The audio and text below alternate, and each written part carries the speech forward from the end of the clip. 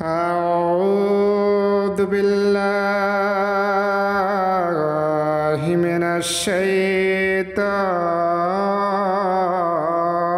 الرجيم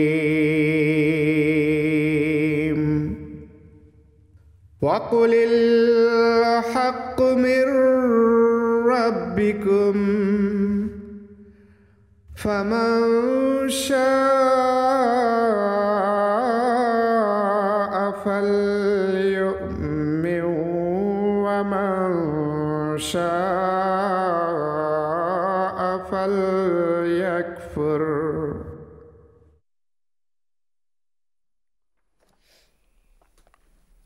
أعوذ بالله من الشيطان الرجيم بسم الله الرحمن الرحيم أشهد أن لا إله إلا الله وحده لا شريك له وأشهد أن محمدا عبده ورسوله اللهم صل على محمد وعلى آل محمد كما صليت على إبراهيم وعلى آل إبراهيم إنك حميد مجيد اللهم بارك على محمد وعلى آل محمد كما باركت على إبراهيم وعلى آل إبراهيم إنك حميد مجيد।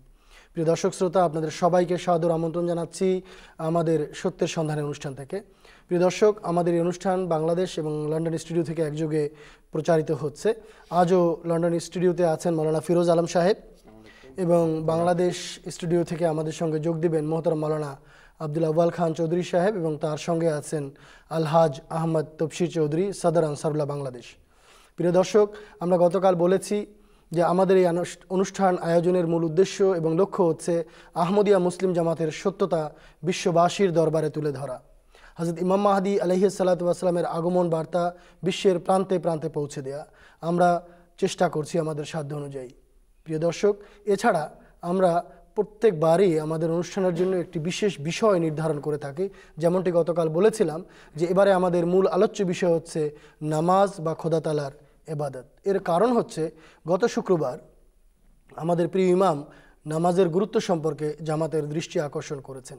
শুধু গত শুক্রবারই নয়, তিনি তার খেলাফতের শুরুর দিন থেকে নিয়ে আজ পর্যন্ত বিগত এই 14 বছরে তিনি প্রত্যেক 2-3 সপ্তাহ পরপরই তিনি জামাতের দৃষ্টি আকর্ষণ করছেন। তিনি জানেন যে জামাতের মধ্যে কোথায় দুর্বলতা আছে, কিভাবে সেই দুর্বলতা দূর করা যায়, এই জন্য তিনি চেষ্টা করছেন। গত শুক্রবারের খুতবার বরাত দিয়ে আজকে একটু আগেই যে খুতবা হুজুর দিলেন আপনারা শুনে থাকবেন, সেই খুতবাতে হুজুর বলেছেন যে আমার খুতবা শুনে অনেকেরই মনোযোগ আকৃষ্ট হয়েছে, অনেকে চিঠি লিখেছেন এবং অনেকে বলেছেন যে আমাদের আলস্যের কারণে আমরা লজ্জা পাচ্ছি। হুজুর, আমরা অঙ্গীকার করছি যে আমরা ভবিষ্যতে এই আলস্য ঝেড়ে ফেলে ইবাদতের ক্ষেত্রে আমরা আরও সক্রিয় হব।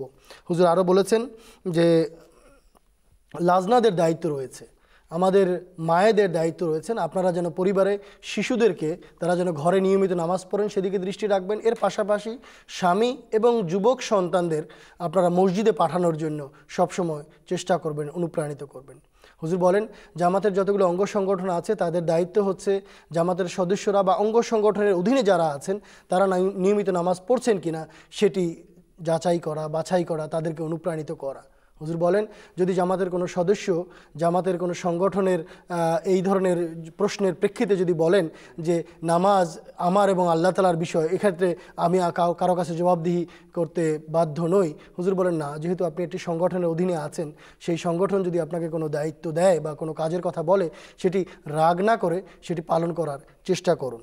হুজুর এরপরে বলেন যে নামাজ সম্পর্কে অনেক খুঁটিনাটি বিষয় আছে, মসলা মাসাইল আছে, অনেক প্রশ্ন ছোটোখাটো মানুষ করেন এবং নৈমিত্তিক এগুলো প্রশ্ন, এগুলো পৃথিবীর সর্বত্রই এই ধরনের প্রশ্নগুলো ওঠেন। তো হুজুর আজকের খুতবায় সেই ছোটোখাটো বিষয়গুলো তুলে ধরেছেন ফিকি মাসাইল হিসাবে এবং ফিকহ শাস্ত্রের আলোকে। হযরত মসিহ মাউদ আলাইহিস সালাতু ওয়াস সালাম জামাতকে কী শিখিয়েছেন সেটি তিনি স্পষ্ট করে বলেছেন। এই ছিল হুজুরের খুতবার কথা থেকে কিছু কথা।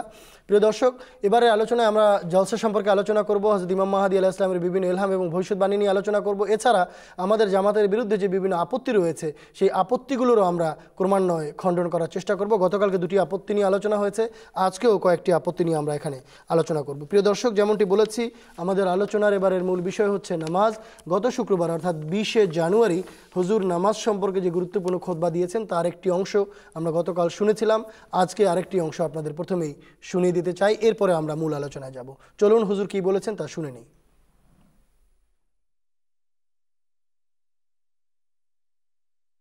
बस इस तरफ जैसा कि मैंने कहा हर अहमदी को ख़ुद तवज्जो पैदा करने की ज़रूरत है कि किस तरह हमने अपनी नमाज़ पढ़नी है, ऐसी नमाज़ पढ़नी है जो दिली सुरूर हमें दिलवा सके, जो लज़्ज़त हमें अता करे। हज़रत मसीह मौद अलैहिस्सलाम ने नमाज की अदायगी की तरफ तवज्जो दिलाते हुए कि किस तरह ये सुरूर हासिल हो सकता है, फरमाया कि मैं देखता हूँ कि एक शराबी, एक मिसाल दी है आपने कि एक शराबी और नशेबाज इंसान को जब सुरूर नहीं आता तो वो पै दर पै पीता जाता है। नशा हासिल करने के लिए पीता चला जाता है शराब, यहाँ तक कि उसे एक किस्म का नशा आ जाता है। फरमाया कि दानिशमंद और ज़ीरक इंसान इससे फ़ायदा उठा सकता है। यानी इस मिसाल से अगर कोई अक्लमंद इंसान है तो फ़ायदा उठा सकता है। और वो ये किस तरह फ़ायदा उठाना है? अपनी रूहानियत को तेज़ करने के लिए, नमाज़ों की तरफ तवज्जो देने के लिए कि नमाज पर दवाम करे, बाकायदगी इख्तियार करे, नमाज में बाकायदगी इख्तियार करे और कभी ना छोड़े। फरमाया और पढ़ता जाए यहाँ तक कि उसको सुरूर आ जाए। और जैसा कि शराबी के जहन में एक लज़्ज़त होती है जिसका हासिल करना उसका मकसूद बिज़ात होता है। शराबी जब शराब पीता है तो जहन में कोई मुकर्रर किया होता है उसने अपने एक मयार की लज़्ज़त हासिल करनी है। मैंने फरमाया कि जो अगर मयार जो वो हासिल करता है अपने नशे के लिए, एक रूहानी शख्स को, एक मोमिन को भी अपना कोई मकसूद बनाना चाहिए जिसको हासिल करना है उसने नमाज के लिए। और इसी तरह कोशिश होगी बार बार मुस्तकिल मिजाजी से, तो तभी सुरूर हासिल हो सकता है। आप फरमाते हैं कि इसी तरह से जहन में और सारी ताकतों का रुझान नमाज में इस सुरूर को हासिल करना हो। एक नमाजी जब नमाज़ पढ़े तो जहन में ये बात रखे और अपनी जो भी तवज्जो है और जितनी ताकतें हैं उनको इस्तेमाल करे नमाज़ पढ़ते हुए कि मैंने ये सुरूर हासिल करना है। और इसके लिए कुव्वत इरादी को बढ़ाने की ज़रूरत है। अगर कुव्वत इरादी होगी तो फिर ही मुस्तकिल मिजाजी भी रह सकेगी। और फरमाते हैं कि और फिर एक खुलूस और जोश के साथ कम अज़ कम इस नशेबाज के इज़्तिराब और क़ल्क़ और कर्ब की मानंद ही एक दुआ पैदा होकर वो लज़्ज़त हासिल हो, तो मैं कहता हूँ और सच कहता हूँ कि यकीनन वो लज़्ज़त हासिल हो जाएगी। फिर एक दर्द और फ़िक्र होगी, एक कर्ब होगा, एक बेचैनी होगी कि काश मुझे नमाज में सुरूर हासिल हो, नमाज़ पढ़ते हुए उस बेचैनी का बार बार इज़हार हो अल्लाह ताला के आगे। तो आप फरमाते हैं कि यकीनन फिर वो सुरूर हासिल हो जाएगा, लज़्ज़त हासिल हो जाएगी। बस मुस्तकिल मिजाजी के साथ नमाज में उसका मज़ा लेने की कोशिश आखिर एक वक्त में दिल को पिघला कर वो मज़ा दे देती है। आपने इस बात की भी ताकीद फरमाई, वजाहत फरमाई कि अल्लाह ताला फरमाता है कि नमाज फ़वाहिश और बुराइयों से बचाती है। लेकिन इसके बावजूद हम देखते हैं लोग सवाल भी करते हैं, बावजूद नमाज़ पढ़ने के लोग बदियाँ करते हैं, बुराइयाँ करते हैं। तो इसका जवाब ये है, आप फरमाते हैं कि इसका जवाब ये है कि रूह और सच्चाई के साथ नमाज़ें नहीं पढ़ते, बल्कि सिर्फ़ रस्म और आदत के तौर पर टकरे मारते हैं। बस हमें हमेशा याद रखना चाहिए कि अल्लाह ताला कहता है कि नमाज बुराइयों से बचाती है तो यकीन ये सच है। अल्लाह ताला का कलाम झूठा नहीं हो सकता। जिन लोगों में नमाज़ें पढ़ने के बावजूद बुराइयां कायम रहती हैं, उनकी नमाज़ें सिर्फ ज़ाहिरी नमाज़ें होती हैं, वो उसकी रूह को नहीं समझते। बस ये बहुत ही काबिल फ़िक्र बात है जिस पर हम में से हर एक को अपनी हालत का जायज़ा लेना चाहिए। अगर हमें लज़्ज़त व सुरूर आ रहा हो या ये पक्का इरादा हो कि मैंने लज़्ज़त और सुरूर हासिल करना है, तो किस तरह हो सकता है कि हम में से कोई अपनी नमाज़ों में बाकायदगी इख्तियार न करे। हर एक को कभी ना कभी इस लज़्ज़त व सुरूर का तजुर्बा हो जाता है और हुआ होगा। मुश्किल और परेशानी में जब कोई होता है तो हम देखते हैं नमाज़ों में बहुत से ऐसे हैं जो बड़े रोते हैं, गिड़गिड़ाते हैं, चलते फिरते भी अल्लाह ताला से दुआ करते हैं, उसकी तरफ तवज्जो रहती है और इसी वजह से फिर इबादत की तरफ भी तवज्जो रहती है।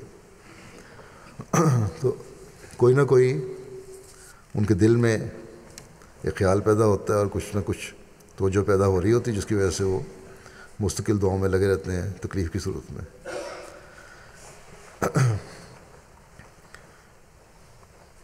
लेकिन जब अपनी ख्वाहिशात पूरी हो जाएं, जब मुश्किलात से निकल जाएं, तो फिर बहुत सारे ऐसे हैं जिनकी नमाज़ों में आइज़ाना दुआओं में सुस्ती पैदा हो जाती है। बस जैसा कि मसीह मौद अलैहिस्सलाम ने फरमाया कि हमें मुसलसल कोशिश से अपने सामने ये टारगेट रखना है कि चाहे हालात अच्छे हों या बुरे, तंगी में भी और कुशाइश में भी, इस लज़्ज़त व सुरूर को हासिल करने की कोशिश करनी है जो नशे की कैफियत तारी कर दे। और सिर्फ ज़ाती हालात ही नहीं,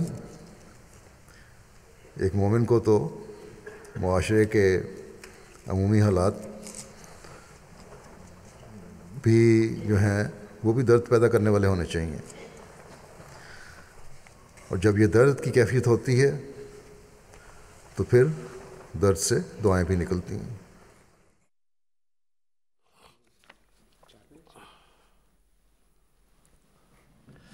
প্রিয় দর্শক, আমরা হুজুরের খুতবার একটি অংশ শুনলাম যাতে তিনি নামাজের গুরুত্ব সম্পর্কে আমাদের দৃষ্টি আকর্ষণ করেছেন। এবার আমি যাচ্ছি বাংলাদেশ স্টুডিওতে মোহতরম মৌলানা আব্দুল আউয়াল সাহেবের কাছে। মৌলানা সাহেব, আসসালামু আলাইকুম। ওয়ালাইকুম সালাম ওয়া রাহমাতুল্লাহি ওয়া বারাকাতুহু। মৌলানা সাহেব, গতকাল আমরা আপনার কাছ থেকে হাদিসের আলোকে নামাজের গুরুত্ব সম্পর্কে, ইবাদতের গুরুত্ব সম্পর্কে শুনছিলাম। আজকে আমরা আপনার কাছ থেকে অনুষ্ঠানের শুরুতেই কোরআনের আলোকে নামাজের গুরুত্ব সম্পর্কে কিছু শুনতে চাই। আর আপনি যদি জুমার নামাজের গুরুত্ব সম্পর্কেও আলোকপাত করেন তাহলে ভালো হবে। ধন্যবাদ। আল্লাহুম্মা সাল্লি আলা মুহাম্মাদিন ওয়া আলা আলি মুহাম্মাদিন ওয়া বারিক ওয়া সাল্লিম ইন্নাকা হামিদুম মাজিদ। সূরা মারিয়ামে আল্লাহ তাআলা তার প্রিয় এক রাসূল, এক নবী হযরত ইসমাঈল আলাইহিস সালামের উল্লেখ করেছেন। হযরত ইসমাঈল আলাইহিস সালাম সম্পর্কে আয়াতে বলছেন সূরা মারিয়ামের, ওয়াজকুর ফিল কিতাবে ইসমাঈল, তোমরা এই গ্রন্থে ইসমাঈলের উল্লেখ পড়ো এবং তার উল্লেখ করো। তিনি আল্লাহ তাআলার এক সত্যবাদী নবী ছিলেন এবং তিনি ছিলেন একজন নবী এবং রাসূল। এই কথা বলার পর বলছেন, ওয়া কানা ইয়ামুরু আহলাহু বিসসালাতে, তার অনেকগুলো গুণের মধ্যে উল্লেখযোগ্য একটি গুণ হচ্ছে তিনি তার পরিবারকে নামাজের তাগাদা দিতেন। এই নামাজ প্রতিষ্ঠা এত গুরুত্বপূর্ণ একটি বিষয়, যে আকারেই তখন ছিল নামাজ, এখন তো হযরত মুহাম্মদ সাল্লাল্লাহু আলাইহি ওয়াসাল্লামের মাধ্যমে পরিপূর্ণতা লাভ করেছে নামাজের রূপ। কিন্তু যে রূপেই হজরত ইসমাইল আলাইহিসসালামের যুগে নামাজ ছিল, হজরত ইয়াকুব আলাইহিসসালামের বংশে নামাজ ছিল, সেই নামাজ পড়ার ক্ষেত্রে আল্লাহর নবী তার পরিবারভুক্ত ব্যক্তিদেরকে নামাজের তাগাদা দিচ্ছেন। যে বাড়িতে আল্লাহর ফেরেশতা নাজিল হয়, যার শিওরে ফেরেশতা পাহারায় থাকে, যার দেয়ালে, যার দরজায়, যার চৌখাটে ফেরেশতা অবস্থান করে, সেই ব্যক্তি আল্লাহর নবী হয়। আর সেই নবী তার পরিবারকে খোদামুখী করার জন্য, আল্লাহর সাথে সংযুক্ত করার জন্য সারাক্ষণ তাগাদা দিতেন, নামাজ পড়ো, নামাজ পড়ো, নামাজ পড়ো। আল্লাহ তাআলা কেন আমাদেরকে এই কথা শিখিয়েছেন? এই জন্য যে নামাজ দাঁড় করাতে হলে, প্রতিষ্ঠা করতে হলে নিয়মিতভাবে এবং সারাক্ষণ লেগে থেকে এই নামাজকে প্রতিষ্ঠিত করতে হয়। একটু ঢিলেমি হবে, একটু আলস্য দেখাবেন, নামাজ পড়ে যাবে। এটাই নবীদের সুন্নাত। হযরত মুহাম্মদ সাল্লাল্লাহু আলাইহি ওয়াসাল্লামের জীবনী পড়ে দেখেন, তিনিও নিজের বাড়িতে নামাজের জন্য তাগাদা দিতেন।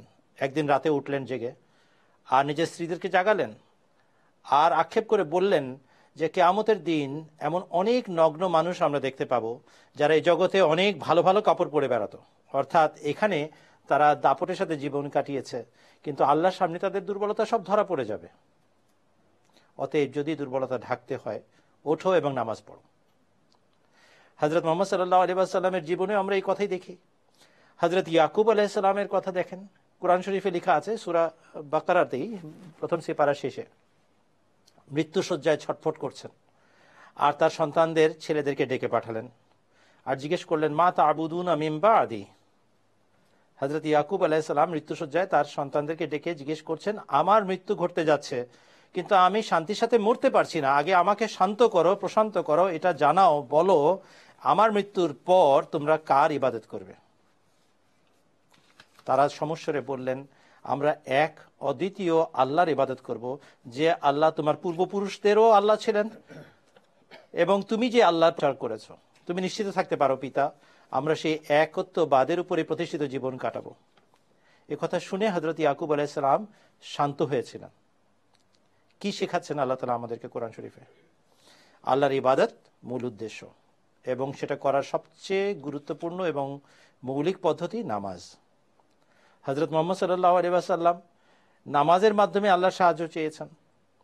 বলা হয় বদরের প্রান্তরে নাকি যুদ্ধ হয়েছিল, এবং সেই যুদ্ধে আল্লাহ তাআলার 313 জন আশেক এবং প্রেমিক জয়লাভ করেছিলেন। সম্পূর্ণ ভুল কথা। এই বিজয় হযরত মুহাম্মদ সাল্লাল্লাহু আলাইহি ওয়াসাল্লাম নামাজের মাধ্যমে আদায় করেছিলেন। তাঁবুর ভিতরে তিনি কেঁদেছিলেন আল্লাহর কাছে, আর বলেছিলেন, ইন আহলাকতা হাযিহিল আসাবাতা লান তুবদা ফিল আরজি আবাদা। হে আল্লাহ, এই গুটি কতক মানুষ নিয়ে আমি উপস্থিত হয়েছি বদরের প্রান্তরে, যদি এদেরকে তুমি ধ্বংস হতে দাও আজকে, তোমার ইবাদত করার মানুষ কে থাকবে অবশিষ্ট বলো? তোমার ইবাদতের দোহাই লাগে, আমাদেরকে রক্ষা করো এবং বিজয় দান করো। হযরত আবু বকর সিদ্দিক রাদিয়াল্লাহু আনহু তিনি বলেছিলেন, হে আল্লাহ রাসূল, যথেষ্ট হয়েছে, আপনি নিজের জন্য এত কষ্ট কেন বরণ করছেন? হযরত মুহাম্মদ সাল্লাল্লাহু আলাইহি ওয়াসাল্লাম ফুপিয়ে ফুপিয়ে কাঁদছিলেন, সিজদায় পড়েছিলেন, এবং তার গায়ের কাপড় বারবার ঝুলে পড়ে যাচ্ছিল। যতক্ষণ পর্যন্ত আল্লাহর পক্ষ থেকে তিনি অঙ্গীকার না পেয়েছেন, সাইয়ুহজামুল জামু ওয়া ইউওয়াল্লুনা দুবুর, ততক্ষণ পর্যন্ত তিনি মাথা তুলেননি। সমস্ত কাজ নামাজের মাধ্যমে তিনি আদায় করে নিয়েছেন আল্লাহর কাছ থেকে। বলেছেন, কুররাতু আইনি ফি সালাত। কোরআন শরীফে যে শিক্ষা দেওয়া আছে তারই আমরা বাস্তব রূপায়ণ দেখতে পাই হযরত আকদাস মুহাম্মদ রাসূলুল্লাহ সাল্লাল্লাহু আলাইহি ওয়াসাল্লামের জীবনে। নবী রাসূলদের যে ঘটনা আল্লাহ তাআলা কোরআনে বলে তাগাদা দিয়েছেন নামাজের, সেটারই বাস্তব প্রতিফলন ঘটিয়েছেন হযরত মুহাম্মদ মুস্তাফা সাল্লাল্লাহু আলাইহি ওয়াসাল্লাম, নবীকুল সর্দার, তার নিজের জীবনে। আল্লাহুম্মা সাল্লি আলা মুহাম্মাদিন ওয়া আলা আলি মুহাম্মাদিন ওয়া বারিক ওয়া সাল্লিম ইন্নাকা হামিদুম মাজিদ। জাযাকাল্লাহ মাওলানা সাহেব। প্রিয় দর্শক, আমরা শুনছিলাম নামাজের গুরুত্ব সম্পর্কে মাওলানা আব্দুল আউয়াল সাহেবের কাছ থেকে। এবারে আসছি লন্ডন স্টুডিওতে মাওলানা ফিরোজ আলম সাহেবের কাছে। গতকালকে আপনি কোরআন থেকে বলেছিলেন, আজকে যদি আপনি হাদিসের আলোকে কিছু বলেন, ব্যবহারিকভাবে নবী করিম সাহাবীগণ কিভাবে নামাজের ব্যাপারে উদ্গ্রীব ছিলেন, আকর্ষণ রাখতেন, সেটি যদি বলেন। জাযাকুমুল্লাহ। হাদিসের আলোকে বলবো, কিন্তু কোরআনের আয়াতের বরাতও এসে যাবে। রাসূল করিম সাল্লাল্লাহু আলাইহি ওয়া আলিহি ওয়াসাল্লাম, প্রথমে দরুদ শরীফ পড়ে নেই আমি, আল্লাহুম্মা সাল্লি আলা মুহাম্মাদিন ওয়া আলা আলি মুহাম্মাদিন কামা সাল্লাইতা আলা ইব্রাহিম ওয়া আলা আলি ইব্রাহিম ইন্নাকা হামিদুম মাজিদ। আল্লাহুম্মা বারিক আলা মুহাম্মাদিন ওয়া আলা আলি মুহাম্মাদিন কামা বারাকতা আলা ইব্রাহিম ওয়া আলা আলি ইব্রাহিম ইন্নাকা হামিদুম মাজিদ। হযরত রাসূল করিম সাল্লাল্লাহু আলাইহি সাল্লামের প্র্যাকটিস দিয়ে এই কথা আরম্ভ করতে হয়। সারা জীবন তো তিনি নামাজের বিষয়ে পৃথিবীতে সবচেয়ে বেশি সচেতন ছিলেন, সব নবীদের চেয়ে এগিয়ে ছিলেন আল্লাহর এই প্রাপ্য এবং আল্লাহর এই অধিকার প্রদানের ক্ষেত্রে। জীবনের যে তার অন্তিম ব্যাধি বা মৃত্যু শয্যা যাকে বলা হয়, সেই অবস্থার চিত্র রাসূল করিম সাল্লাল্লাহু আলাইহি ওয়াসাল্লামের সাহাবীরা আমাদের জন্য সংরক্ষণ করেছেন। সেই ব্যাধিতেও আমাদের প্রিয় রাসূল সাল্লাল্লাহু আলাইহি ওয়াসাল্লাম যখনই নামাজের সময় হয়েছে আল্লাহর কাছে উপস্থিত হওয়ার জন্য বেকুল হয়ে যেতেন। অর্থাৎ বাজামাত নামাজ, যেখানে মুমিনিন একত্রে এক ইমামের পিছনে নামাজ পড়ে বা পড়ছিলেন সেই সময়, সেই জামাতে যোগ দেওয়ার জন্য মহানবী সাল্লাল্লাহু আলাইহি ওয়াসাল্লাম বারবার অনেকটা এত উদগ্রীব হয়ে যেতেন যে হাদিসে আছে যে রাসূল করিম সাল্লাল্লাহু আলাইহি ওয়াসাল্লামের এই রোগে, এই শেষ যে রোগে তিনি আক্রান্ত ছিলেন, তার জন্য হাঁটা এবং চলা অসম্ভব ছিল। রাসূল করিম সাল্লাল্লাহু আলাইহি ওয়াসাল্লাম নামাজের সময় হতেই হযরত আলী রাদিয়াল্লাহু আনহুর কাঁধে হাত রেখে, তিনি পা ওঠাতে পারতেন না, পা টেনে হেঁচড়ে মহানবী সাল্লাল্লাহু আলাইহি ওয়াসাল্লামকে সেই সময় হাঁটতে হচ্ছিল। হাদিসে বর্ণিত চিত্র অনুসারে যে দুই দিকে দুই সাহাবী তাকে সাপোর্ট দিয়ে মসজিদের দিকে নিয়ে যাচ্ছেন, আমাদের প্রিয় রাসূল সাল্লাল্লাহু আলাইহি ওয়াসাল্লামকে পা টেনে এবং হেঁচড়ে মসজিদের দিকে অগ্রসর হতে হতো। এমন পরিস্থিতিতেও রাসূলুল্লাহ সাল্লাল্লাহু আলাইহি ওয়াসাল্লাম নামাজ নষ্ট হোক এটি পছন্দ করতেন না। তো শেষ নিঃশ্বাস পর্যন্ত এর রীতিই ছিল রাসূল করিম সাল্লাল্লাহু আলাইহি সাল্লামের এবং আল্লাহুম্মা বির রফিকিল আলা, আল্লাহুম্মা বির রফিকিল আলা, যে আমার আল্লাহ যিনি সবচেয়ে বড় বন্ধু, যিনি সবচেয়ে মহান বন্ধু, তাকেই আমি প্রাধান্য দিতে চাই, তার কাছে যেতে চাই। এটি ছিল রাসূল করিম সাল্লাল্লাহু আলাইহি সাল্লামের অন্তিম বাসনা এবং খোদা তা পূর্ণ করেছেন। এই যুগে তার যে প্রিয় ইমাম মাহদী এসেছেন, প্রিয় মসিহ এবং মাহদী এসেছেন, তারও একই অবস্থা ছিল।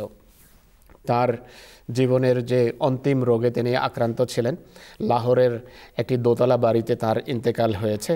তার স্ত্রী, পরিবার, সন্তান, সন্ততি, ডাক্তার সবাই সেখানে উপস্থিত ছিল। সেখানেও সাহাবীরা আমাদের জন্য সংরক্ষণ করেছেন সেই অন্তিম পরিস্থিতির চিত্র। আমরা তাদের কাছে কৃতজ্ঞ এই চিত্র আমাদের জন্য সংরক্ষণ করার জন্য। তারা বলছেন হযরত মসিহ মাউদ আলাইহিস সালাতু ওয়াস সালাম বারবার বেহুশ হয়ে যেতেন। মৃত্যুর এই যে অচেতনতা সবার উপরেই তা সবাইকে প্রভাবিত করে অন্তিম মুহূর্তে। হযরত মসিহ ইসলামের যখনই চেতনা ফিরে আসতো তিনি নামাজের কথা জিজ্ঞেস করতেন, এবং যখনই বলা হতো যে নামাজের সময় হয়ে গেছে, বিছানা থেকে নামা তার জন্য সম্ভব ছিল না। এমন অবস্থার মধ্য দিয়ে তিনি অতিবাহিত হচ্ছিলেন, বা তিনি সাথে সাথে তেয়ম করে নামাজ শুরু করে দেন। আবার সেই মৃত্যুর যে অচেতনতা সেটি মসিহ ইসলামের উপর ছেয়ে যেত, বেহুশ হয়ে যেতেন, আবার চেতনা ফিরে আসলে আবার নামাজের কথা জিজ্ঞেস করতেন। তো এ ছিল খোদার প্রিয়দের বৈশিষ্ট্য, তাদের লক্ষণ এবং তাদের ইতিহাস যা আমাদের জন্য সংরক্ষিত হয়েছে। রাসূল করিম সাল্লাল্লাহু আলাইহি সাল্লামের সাহাবীরা ইসলামের প্রথম যুগে এত সচেতন ছিলেন। একটা ঘটনা খলিফা রাবে রাহিমাহুল্লাহ সবসময় শোনাতেন তার বিভিন্ন অনুষ্ঠানে। তার কাছে যেভাবে শুনেছে সেভাবে আমি শোনাতে চাই। হযরত মুয়াবিয়া সংক্রান্ত ঘটনা, যে বাজামাত নামাজে এত সচেতন ছিলেন, বিশেষ করে ফজরের নামাজের বিষয়ে, যে শয়তানও ঈর্ষায় ভোগে যে এই ব্যক্তি এত সচেতন নামাজের ব্যাপারে, খোদাকে এত সন্তুষ্ট করার অসাধারণ বৈশিষ্ট্য তার মাঝে রয়েছে। তো উল্লেখ আছে ঘটনায়, যেভাবে হুজুর শুনিয়েছেন, যে একদিন কোনোভাবে তার ফজরের নামাজ তিনি জামাতের সাথে পড়তে পারেননি। এ নিয়ে তার এত মর্মযাতনা ছিল, এত মর্মবেদনা ছিল, এতটা দুঃখ ভারাক্রান্ত ছিলেন যে সারা দিন তিনি খোদার দরবারে অশ্রুপাত করেছেন, কেঁদেছেন, এবং তার এই কান্না আল্লাহর দৃষ্টিতে এত পছন্দ হয়েছে যে বহু নামাজের সওয়াব এবং পুণ্য তার ভাগে লিখে দেওয়া হয়েছে বর্ণনা অনুসারে। তো যেভাবে বর্ণিত হয়েছে যে পরের দিন ফজরের নামাজের পূর্বেই এক শক্তি এসে তাকে জাগাচ্ছে যে উঠো, ফজরের নামাজের সময় হয়ে গেছে। তিনি জিজ্ঞেস করলেন, তুই কে আমাকে নামাজের জন্য জাগাচ্ছিস? সে বলল যে আমি শয়তান। আর শয়তান নামাজের জন্য জাগাচ্ছে, এ ছিল প্রশ্ন। সে শয়তানের পক্ষ থেকে যে উত্তর, তাহলে গতকাল তোমাকে আমি বিনিদ্র রেখেছিলাম, ফজরের নামাজের সময় জাগতে দেইনি, আর যে কারণে তুমি শত শত নামাজের সওয়াব পেয়ে গেছো এক নামাজ মিস করে। তো আজকে আমি নিজেই তোমাকে জাগাতে এসেছি, কোথায় তোমার ভাগে, তোমার হিসাবে, তোমার রেজিস্টারে বেশি পুণ্য না লিখিত হয়ে যায়। তো এই ছিল রসুল করিম সাল্লাল্লাহু আলাইহি ওয়াসাল্লামের সাহাবীদের সচেতনতা নামাজ সম্পর্কে। আমরা নিজেরা খলিফাতুল মসিহ রাবে রহমুল্লাহকে দেখেছি যে মসজিদে আসতে পারতেন না, তার জন্য কঠিন ছিল শেষ রোগের যখন হামলা হয়, কিন্তু তার জামাতার হাত ধরে কাঁধে হাত রেখে হুজুর তার ঘর থেকে মসজিদ ফজলে আসতেন। আমার চোখের সামনে সেই চিত্র এখনও ভাসে। তো এগুলো আসলে আমরা যারা আল্লাহ তাআলার ফজলে যুগের প্রেরিত মহাপুরুষকে মেনেছি, রাসূলুল্লাহর ভবিষ্যৎবাণী অনুসারে যিনি এসেছেন মাহদি এবং ঈসা হিসেবে, তার মান্যকারীদের মাঝে এই নামাজ সম্পর্কে সচেতনতা সৃষ্টির জন্য এই সমস্ত ঘটনার ভিতর যথেষ্ট খোরাক আছে। আমাদের কোনোভাবে উদাসীন হলে চলবে না। জীবনে আমরা অনেক মানুষ হিসাবে যেভাবে আল্লাহ তাআলা কোরআনে এক অমোঘ সত্য বর্ণনা করেছেন যে মানুষ দুর্বল, মানুষকে দুর্বল প্রকৃতির সৃষ্টি করা হয়েছে, বিভিন্ন দুর্বলতার আমরা শিকার হই, যদিও আমরা আল্লাহ তাআলার ফজলে মান্যকারী। কিন্তু এই দুর্বলতা সত্ত্বেও হযরত রাসূল করিম সাল্লাল্লাহু আলাইহি ওয়াসাল্লামের নিজের উক্তি আছে, হাদিস আছে, আমরা পড়েছি যে যদি আল্লাহর পক্ষ থেকে প্রেরিত মহাপুরুষের মাধ্যমে প্রতিষ্ঠিত জামাতের ইমামের পিছনে নামাজ কেউ পড়ার সুযোগ পায় জীবনে, তাহলে খোদা তাআলা সেই মানার সুযোগে তার দুর্বল নামাজকেও এবং তার অন্যান্য দুর্বলতাকেও ক্ষমা করেন। রাসূল করিম সাল্লাল্লাহু আলাইহি ওয়াসাল্লামের একটি হাদিস আছে যে এক সাহাবী একবার রাসূল করিম সাল্লাল্লাহু আলাইহি ওয়াসাল্লামের মজলিসে এবং তার বৈঠকে আসেন এবং হুজুর সাল্লাল্লাহু আলাইহি ওয়াসাল্লামের কাছে নিবেদন করেন যে হে আল্লাহর রাসূল, আমি ইসলামের নির্ধারিত যে হাদ বা সীমারেখা সেটি লঙ্ঘন করেছি। রাসূল করিম সাল্লাল্লাহু আলাইহি ওয়াসাল্লাম মুখ ফিরিয়ে নিয়েছেন। সেই সাহাবী নামাজ পড়েন মহানবী সাল্লাল্লাহু আলাইহি ওয়াসাল্লামের পিছনে, তখন নামাজের সময় ছিল। নামাজের পর আবার সেই সাহাবী মহানবী সাল্লাল্লাহু আলাইহি ওয়াসাল্লামের কাছে একই প্রশ্ন রাখেন যে হে আল্লাহর রাসূল, আমি আল্লাহ নির্ধারিত যে নির্দেশ আছে, সীমারেখা আছে, সেটি লঙ্ঘন হয়ে গেছে আমার কর্তৃক, আপনি আমাকে শাস্তি দেন। হযরত রাসূল করিম সাল্লাল্লাহু আলাইহি ওয়াসাল্লাম যিনি পৃথিবীর জন্য সবচেয়ে বড় রহমত ছিলেন, আশীর্বাদ ছিলেন, মানব জাতির জন্য সবচেয়ে দয়ালু ছিলেন, ক্ষমার সুযোগ সন্ধান করতেন, চাইতেন কোনোভাবে মানুষ ক্ষমা পেয়ে যাক। রাসূল করিম সাল্লাল্লাহু আলাইহি ওয়াসাল্লাম সেই ব্যক্তিকে সম্বোধন করে বলেন, তুমি কি কোনোদিন আমার পিছনে নামাজ পড়েছ জীবনে? সেই সাহাবী বললেন যে হ্যাঁ হে আল্লাহর রাসূল, দুর্বলতা আমার আছে, কিন্তু জীবনে অনেকবার আপনার পিছনে নামাজ পড়েছি। তখন রাসূল করিম সাল্লাল্লাহু আলাইহি ওয়াসাল্লাম বললেন যে আল্লাহ তাআলা এর কল্যাণে তোমাকে ক্ষমা করে দিয়েছেন। তো ঐশী জামাত যখন আল্লাহর পক্ষ থেকে প্রতিষ্ঠিত হয়, ঐশী ইমামের নির্ধারিত ইমামের পিছনে যারা নামাজ পড়ার সুযোগ পায়, সমস্ত দুর্বলতা সত্ত্বেও আল্লাহ তাআলা তাদের জন্য ক্ষমার একটা জানালা খোলা রাখেন। তো খোদার ফজলে আহমদীদের এটি থেকে ফায়দা ওঠানো উচিত। ধন্যবাদ আপনাকে। নবী করিম সাল্লাল্লাহু আলাইহি ওয়াসাল্লামের যুগে এরকম অনেক সাহাবী দেখা গেছেন যারা অন্ধ ছিলেন, কিন্তু তারা নিয়মিত মসজিদে এসে নামাজ পড়তেন। নবী করিম সাল্লাল্লাহু আলাইহি ওয়াসাল্লামকে জিজ্ঞেস করেছেন যে হুজুর, আমার জন্য তো রাতের বেলা আসতে কষ্ট হয়, বৃষ্টি হলে পানি জমে থাকে, বলে আজান শুনতে পাও কিনা। প্রথমে অনুমতি দিয়েছিলেন বাড়িতে পড়ার, কিন্তু যখন দ্বিতীয়বার বললেন যে তুমি আজান শুনতে পাও কিনা, জি হুজুর, আজানের ধ্বনি তো আমার কানে আসে, তাহলে তোমাকে মসজিদে এসে নামাজ পড়তে হবে। এই ছিল নবী করিম সাল্লাল্লাহু আলাইহি ওয়াসাল্লামের কথা। আমাদের বর্তমান হুজুর গতকালকে আপনাদের আলোচনায় এসছে এক জায়গায়, আপনি বলেছিলেন যে কয়েক মাইল দূর থেকে হলেও আসা উচিত। আমাদের বর্তমান হুজুর একটা খুতবায় বলেছেন যে 8-10 মাইলের মধ্যে মসজিদের আশেপাশে যারা থাকে, এই দেশে যেহেতু এরকম ট্রাফিক নাই, ঢাকার কথা ভিন্ন, ঢাকায় তো 2-3 মাইল আসতে অনেক সময় লাগে, কিন্তু এই দেশে যেহেতু 8-10 মাইল থেকে মানুষ ইজিলি আসতে পারে, মসজিদে আসে। মসজিদ ফজলে বরফ পড়ে থাকে শীতের মধ্যে, বাচ্চাদের ছোট ছোট বাচ্চাদের নিয়ে মানুষ আসে। দূর থেকে যারা আসে, বিশেষ করে আমাদের দেশে এটা অনেক বড় প্রকট সমস্যা এটি। কিন্তু তার সাথে আজকে একটা হাদিস পড়ছিলাম যে রাসূলুল্লাহ বলেছেন, যখনই তুমি নামাজের নিয়ত করে ঘর থেকে বের হও, ওই মুহূর্ত থেকে মসজিদ নামাজ শেষ হওয়া পর্যন্ত তোমার পুরোটার সময় নামাজ গণ্য হয় আল্লাহ তাআলার দৃষ্টিতে।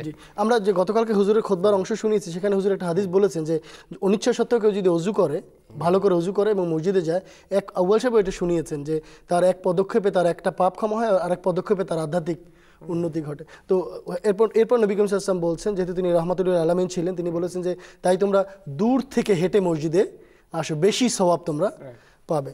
তো যাদের সুযোগ আছে, যদি সেরকম কোনো বাধ্যবাধকতা না থাকে, তাহলে বাজামাত নামাজ পড়ার জন্য যতটুকু সম্ভব আমাদের চেষ্টা করা উচিত। ভাই, পৃথিবীতে এখন যে অশান্তি, অস্থিরতা, হানাহানি, বিভেদ, মারামারি, কাটাকাটি, এর থেকে আহমদীদেরকে উদ্ধার করতে হবে। যদি আহমদীরা খোদা তাআলার দরবারে আমরা সিজদাবনত হই, তাহলে পরেই আমরা খোদা তাআলাকে সন্তুষ্ট করতে পারবো। আর খোদা তাআলা এই বিশ্ব মানবতাকে রক্ষার জন্য তিনি তার দয়ার দৃষ্টি প্রদান করবেন। তো আহমদীদের এক্ষেত্রে বড় ভূমিকা পালন করতে হবে। প্রিয় দর্শক, এই অনুষ্ঠান আপনাদের জন্য, আপনারা এই অনুষ্ঠানে সরাসরি যোগ দিতে পারেন। আমি অনুষ্ঠানের শুরুতে বলতে ভুলে গিয়েছিলাম। তো এই অনুষ্ঠানে আপনারা ফোন করে সরাসরি অংশ নিতে পারেন, ইমেইলও করতে পারেন, কিন্তু আমরা যদি ফোন করেন তাহলে বেশি খুশি হব। আমাদের ফোন করতে পারেন এই নাম্বারে 00442031985404। আবার বলে দিচ্ছি 00442031985404, এই নাম্বারে আপনারা ফোন করুন। এবারে আমি একটি ফোন কল নিতে চাচ্ছি। এখানে দেখতে পাচ্ছি আছেন ইব্রাহিতুল হাসান সাহেব, ঢাকা থেকে। আসসালামু আলাইকুম। ওয়ালাইকুম আসসালাম রাহমাতুল্লাহ বারাকাতুহু। জি ভাই, প্রশ্ন করুন। প্রশ্নটাতে আল্লাহর কাছে শুকরিয়া, প্রথমত কৃতজ্ঞতা যে হুজুরের খুতবার পরে আমরা আমাদের এলাকায় একটা রুম আমরা নির্ধারণ করছি বা জামাত নামাজের জন্য। আলহামদুলিল্লাহ, সৌভাগ্যবান আমরা একজন মুরব্বীও পাইছি, অন্ততপক্ষে 3 ওয়াক্ত নামাজ আমরা বা জামাত করার চেষ্টা চলছে। এদিক দিয়ে আল্লাহর কাছে শুকরিয়া, আপনাদের কাছে দোয়ার দরকার। আমার প্রশ্নটা ছিল যে আমরা তো আজকে হুজুরের খুতবা শুনছি যে নামাজের পদ্ধতি বৈশিষ্ট্য 4 রাকাত এবং 3 রাকাত ফরজ নামাজে জি আমরা তো তেলাওয়াতটা জুড়ে শুনি, জি, কিন্তু পরবর্তী 2 রাকাতের পরে তো তেলাওয়াত কি শুধু সূরা ফাতিহাই পড়তে হবে নাকি অন্য কোনো সূরা পড়তে হবে? আচ্ছা, ধন্যবাদ আপনাকে। মাওলানা আব্দুল আউয়াল সাহেবের কাছে রাখছি আমি প্রশ্নটি। আউয়াল সাহেব, আমি আবার বলে দিচ্ছি যে যখন আমরা ইমামের পিছনে নামাজ পড়ি 3 রাকাত বা 4 রাকাত, প্রথম 2 রাকাতে ইমাম উচ্চস্বরে তেলাওয়াত করেন, তো তার পিছনে আমরা নীরবে সূরা ফাতিহা পড়ি। এর পরের যে 2 রাকাত বা 1 রাকাত, সেক্ষেত্রে আমরা কি করব?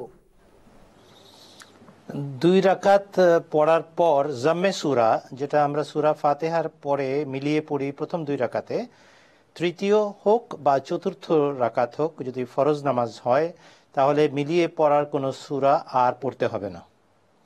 অর্থাৎ নামাজ যদি 3 রাকাতের হয় বা 4 রাকাতের হয়, তাহলে তৃতীয় এবং চতুর্থ রাকাতে সূরা ফাতিহাই কেবল পড়তে হবে, এর সাথে জাম্মে সূরা বা মিলিয়ে পড়ার কোনো সূরা আর পড়তে হবে না। প্রথম 2 রাকাতেই পড়া যথেষ্ট।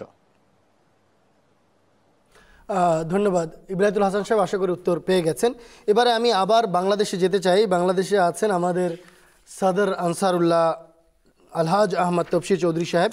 আমাদের এই সত্য সন্ধান অনুষ্ঠান মনে হয় উনি প্রথম এবার সরাসরি যোগ দিচ্ছেন। সদর সাহেব, কেমন আছেন? জি, আসসালামু আলাইকুম। আলহামদুলিল্লাহ ভালো আছি। জি সদর সাহেব, আপনার কাছে আমাদের প্রশ্ন যে সম্প্রতি হুজুর আপনাদেরকে বিভিন্ন কাজের নির্দেশনা দিয়েছেন, আপনারা হুজুরের নির্দেশনা পালন করার জন্য চেষ্টাও করছেন, তো কি কি কাজ আপনারা আরম্ভ করেছেন? আর বিভিন্ন জায়গা থেকে রিপোর্টও আমরা পাচ্ছি এখানে কেন্দ্রে যে কিছু কিছু কাজ হচ্ছে। তো আজ আপনি এই যে সত্যের সন্ধান যে প্ল্যাটফর্ম, এই প্ল্যাটফর্ম থেকে আপনি আপনার যারা সংগঠনের সদস্য আছে তাদেরকে কি বলতে চান? জাযাকুমুল্লাহ। আমরা জানি যে মজলিস আনসারুল্লাহ আহমদিয়া মুসলিম জামাতের একটি অঙ্গ সংগঠন, যেটি 40 ঊর্ধ্ব পুরুষদের জন্য এই সংগঠন প্রতিষ্ঠা করেছিলেন আহমদিয়া মুসলিম জামাতের দ্বিতীয় খলিফা হযরত মির্জা বশিরউদ্দিন মাহমুদ আহমদ আল মুসলিম মাউদ রাদিয়াল্লাহু আনহু। পবিত্র কোরআন শরীফে আল্লাহ তাআলা বলেছেন যে ইয়া আইয়ুহাল্লাযীনা আমানু কুনু আনসারাল্লাহ, অর্থাৎ হে যারা ঈমান এনেছো তোমরা আল্লাহর সাহায্যকারী হও। এটা সূরা সাফে আল্লাহ তাআলা বলেছেন। তো এইটাকে সামনে রেখেই আহমদিয়া জামাতের দ্বিতীয় খলিফা তিনি জামাতের ভিত্তিকে মজবুত করা, বিশেষ করে প্রবীণদের দ্বারা জামাতের তরবিয়তের জন্য তিনি এই সংগঠন প্রতিষ্ঠা করেছিলেন। আল্লাহ তাআলার ফজলে বাংলাদেশেও সেই 1940 সালে এই সংগঠন প্রতিষ্ঠিত হয়েছিল এবং বর্তমানে এই সংগঠন 76 বছর অতিক্রম করছে। আল্লাহ তাআলার ফজলে আমরা বাংলাদেশেও এখানে বিভিন্ন রকমের কার্যক্রম আমরা পরিচালনা করছি। তো প্রথমে আমি এর উদ্দেশ্য সম্বন্ধে দুই একটা কথা বলা দরকার, যেটা আমাদের যারা আনসারুল্লাহর সদস্য তারাও জানবেন এবং অন্যরা ওই বিষয়ে অবহিত হতে পারবেন। মজলিস আনসারুল্লাহর যে উদ্দেশ্য সেটা আমাদের যে আহাদনামা বা আমরা যে এটা কি শপথ বাক্য পাঠ করি সেখানেই বিষয়টা রয়েছে।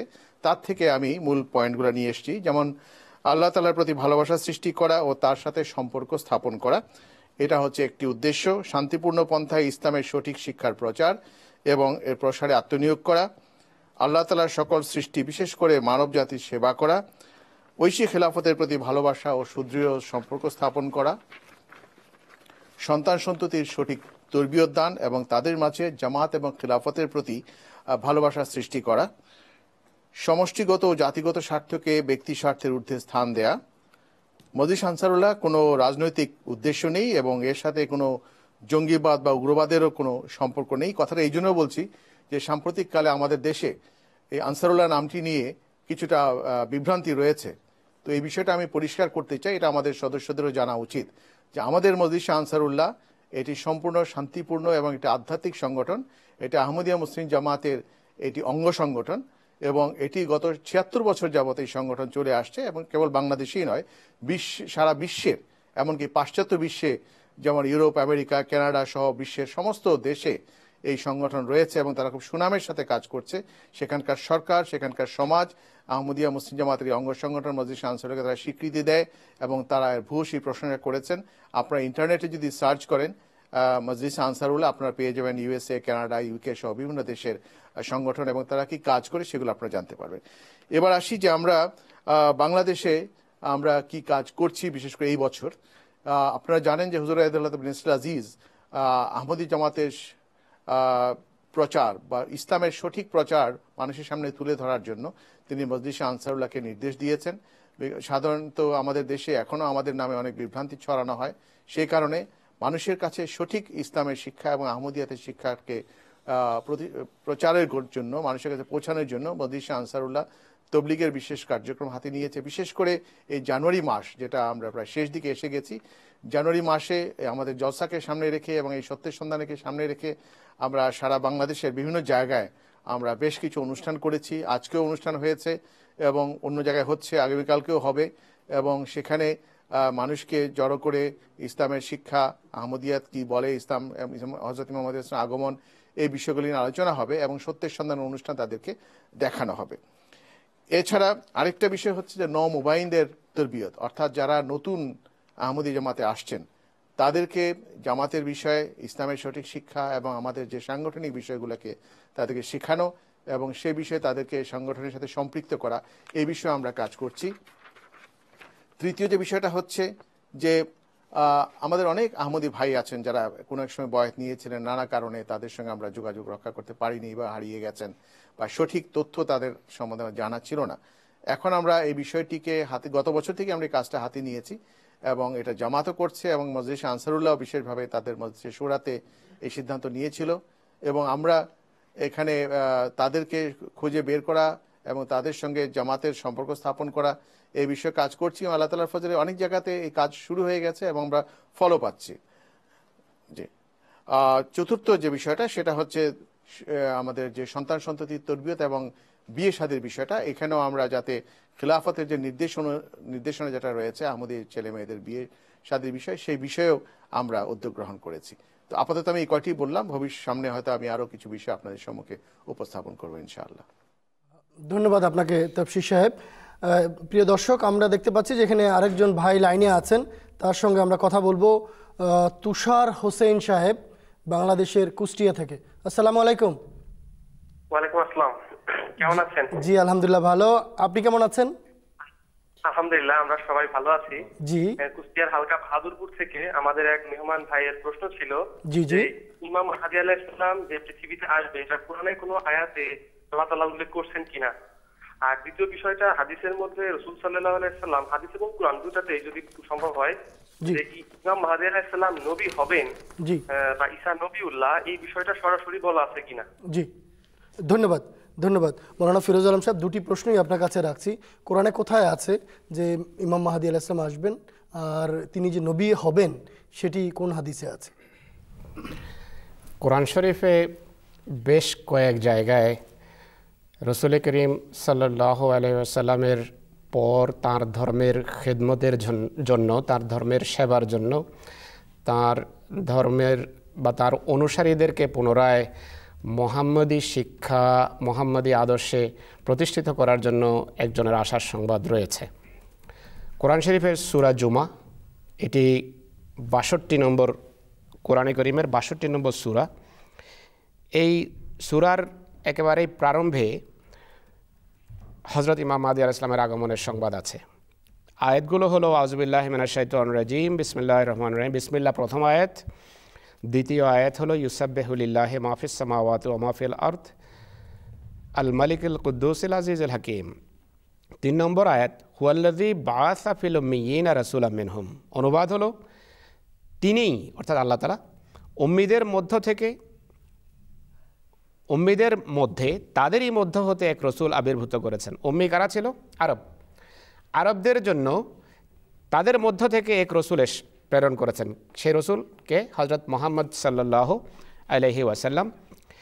তিনি কি করেন? ইয়াতলু আলাইহিম আয়াতিহি, তাদের সামনে আল্লাহর আয়াত পাঠ করে শোনান। ইউজাক্কিহিম, তাদেরকে পবিত্র করেন, তাদেরকে কিতাব শিক্ষা দেন, আর তাদেরকে কিতাবের প্রজ্ঞা শিক্ষা দেন। ওয়াইন কানু মিন কাবলু লাফি দালালিম মুবিন, যদিও আরব এই উম্মিরা মহানবী সাল্লাল্লাহু আলাইহি ওয়াসাল্লামের আগমনের পূর্বে কি ছিল? প্রকাশ্য ভ্রান্তিতে ছিল। কি হবে? কথা এখানে শেষ। আল্লাহ তাআলা বলছেন ওয়া আখারিনা মিনহুম, এবং তাদেরই আরেকটি জামাতের মাঝে। প্রথমে আল্লাহ তাআলা পাঠিয়েছেন ফিল উম্মিয়িন হুয়াল্লাযী বাআসা ফিল উম্মিয়িনা রাসূলাম মিনহুম। প্রথমে উম্মীদের মধ্য থেকে তাদেরই মাঝে এক রসুল পাঠিয়েছেন। উম্মীদের মাঝে তাদেরই মধ্য থেকে রসুল পাঠিয়েছেন।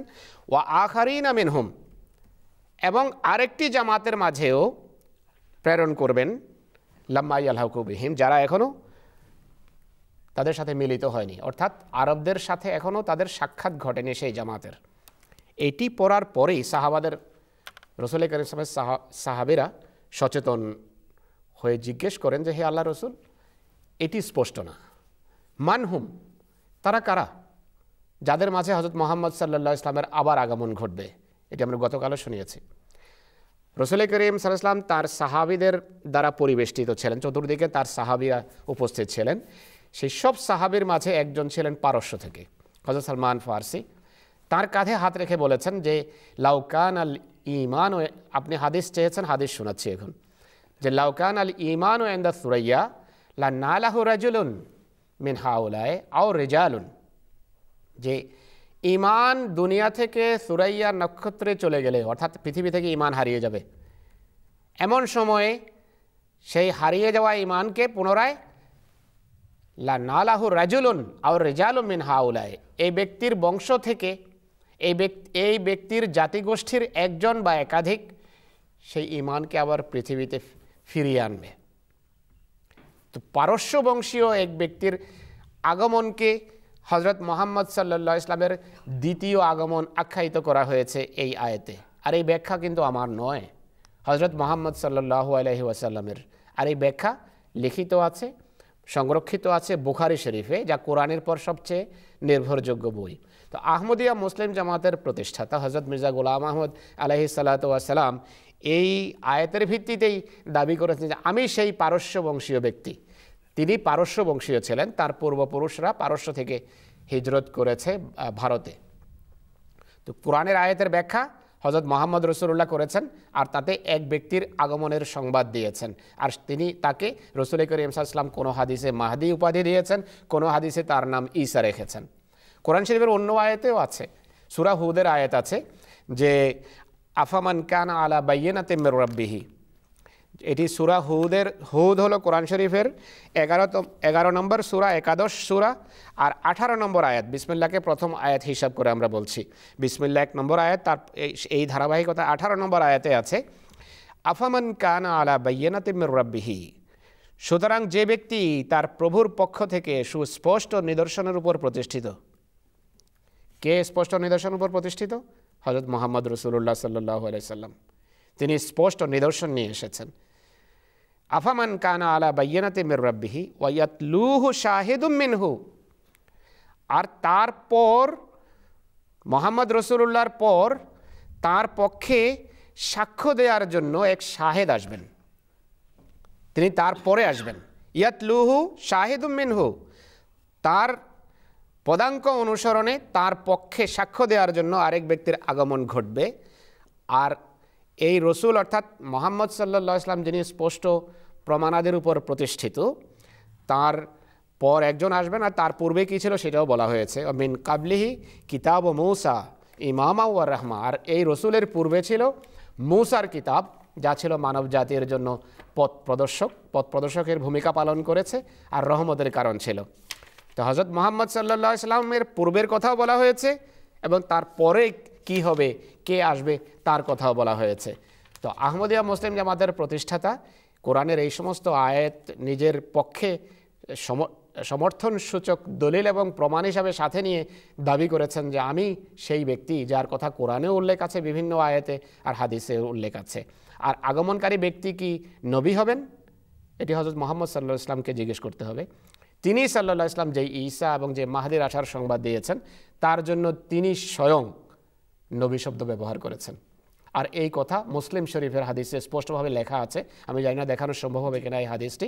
মুসলিম শরীফে যেখানে দাজ্জালের যুগের ফিতনা এবং নৈরাজ্যের কথা উল্লেখ আছে, সেই ফিতনা এবং নৈরাজ্যের যিনি অবসান ঘটাবেন সেই আগমনকারী মহাপুরুষ ঈসা নবীউল্লাহ, তার জন্য নবীউল্লাহ শব্দ 4 বার ব্যবহার করেছেন যে নবীউল্লাহ ঈসা আসবেন, নবীউল্লাহ ঈসা আসবেন, তিনি দুশমন এবং শত্রু কর্তৃক পরিবেষ্টিত হবেন, তিনি আল্লাহর কাছে প্রত্যাবর্তন করবেন, আল্লাহর দিকে ঝুঁকবেন।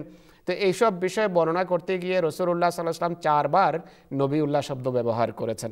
ইবনে মাজাহ শরীফের হাদিসে ফিতনার মোকাবেলাকারী ব্যক্তির জন্য খলিফাতুল্লাহ শব্দ ব্যবহার হয়েছে। আর সমস্ত কোরআন আপনি ঘেটে দেখেন, কোরআনে সব জায়গায় খলিফাতুল্লাহ শব্দ শুধু নবীদের জন্য ব্যবহার করা হয়েছে। তো আগমনকারী মহাপুরুষ এই দৃষ্টিকোণ থেকে নবী হবেন এক হাদিসে নয়, অনেক হাদিসে উল্লেখ আছে।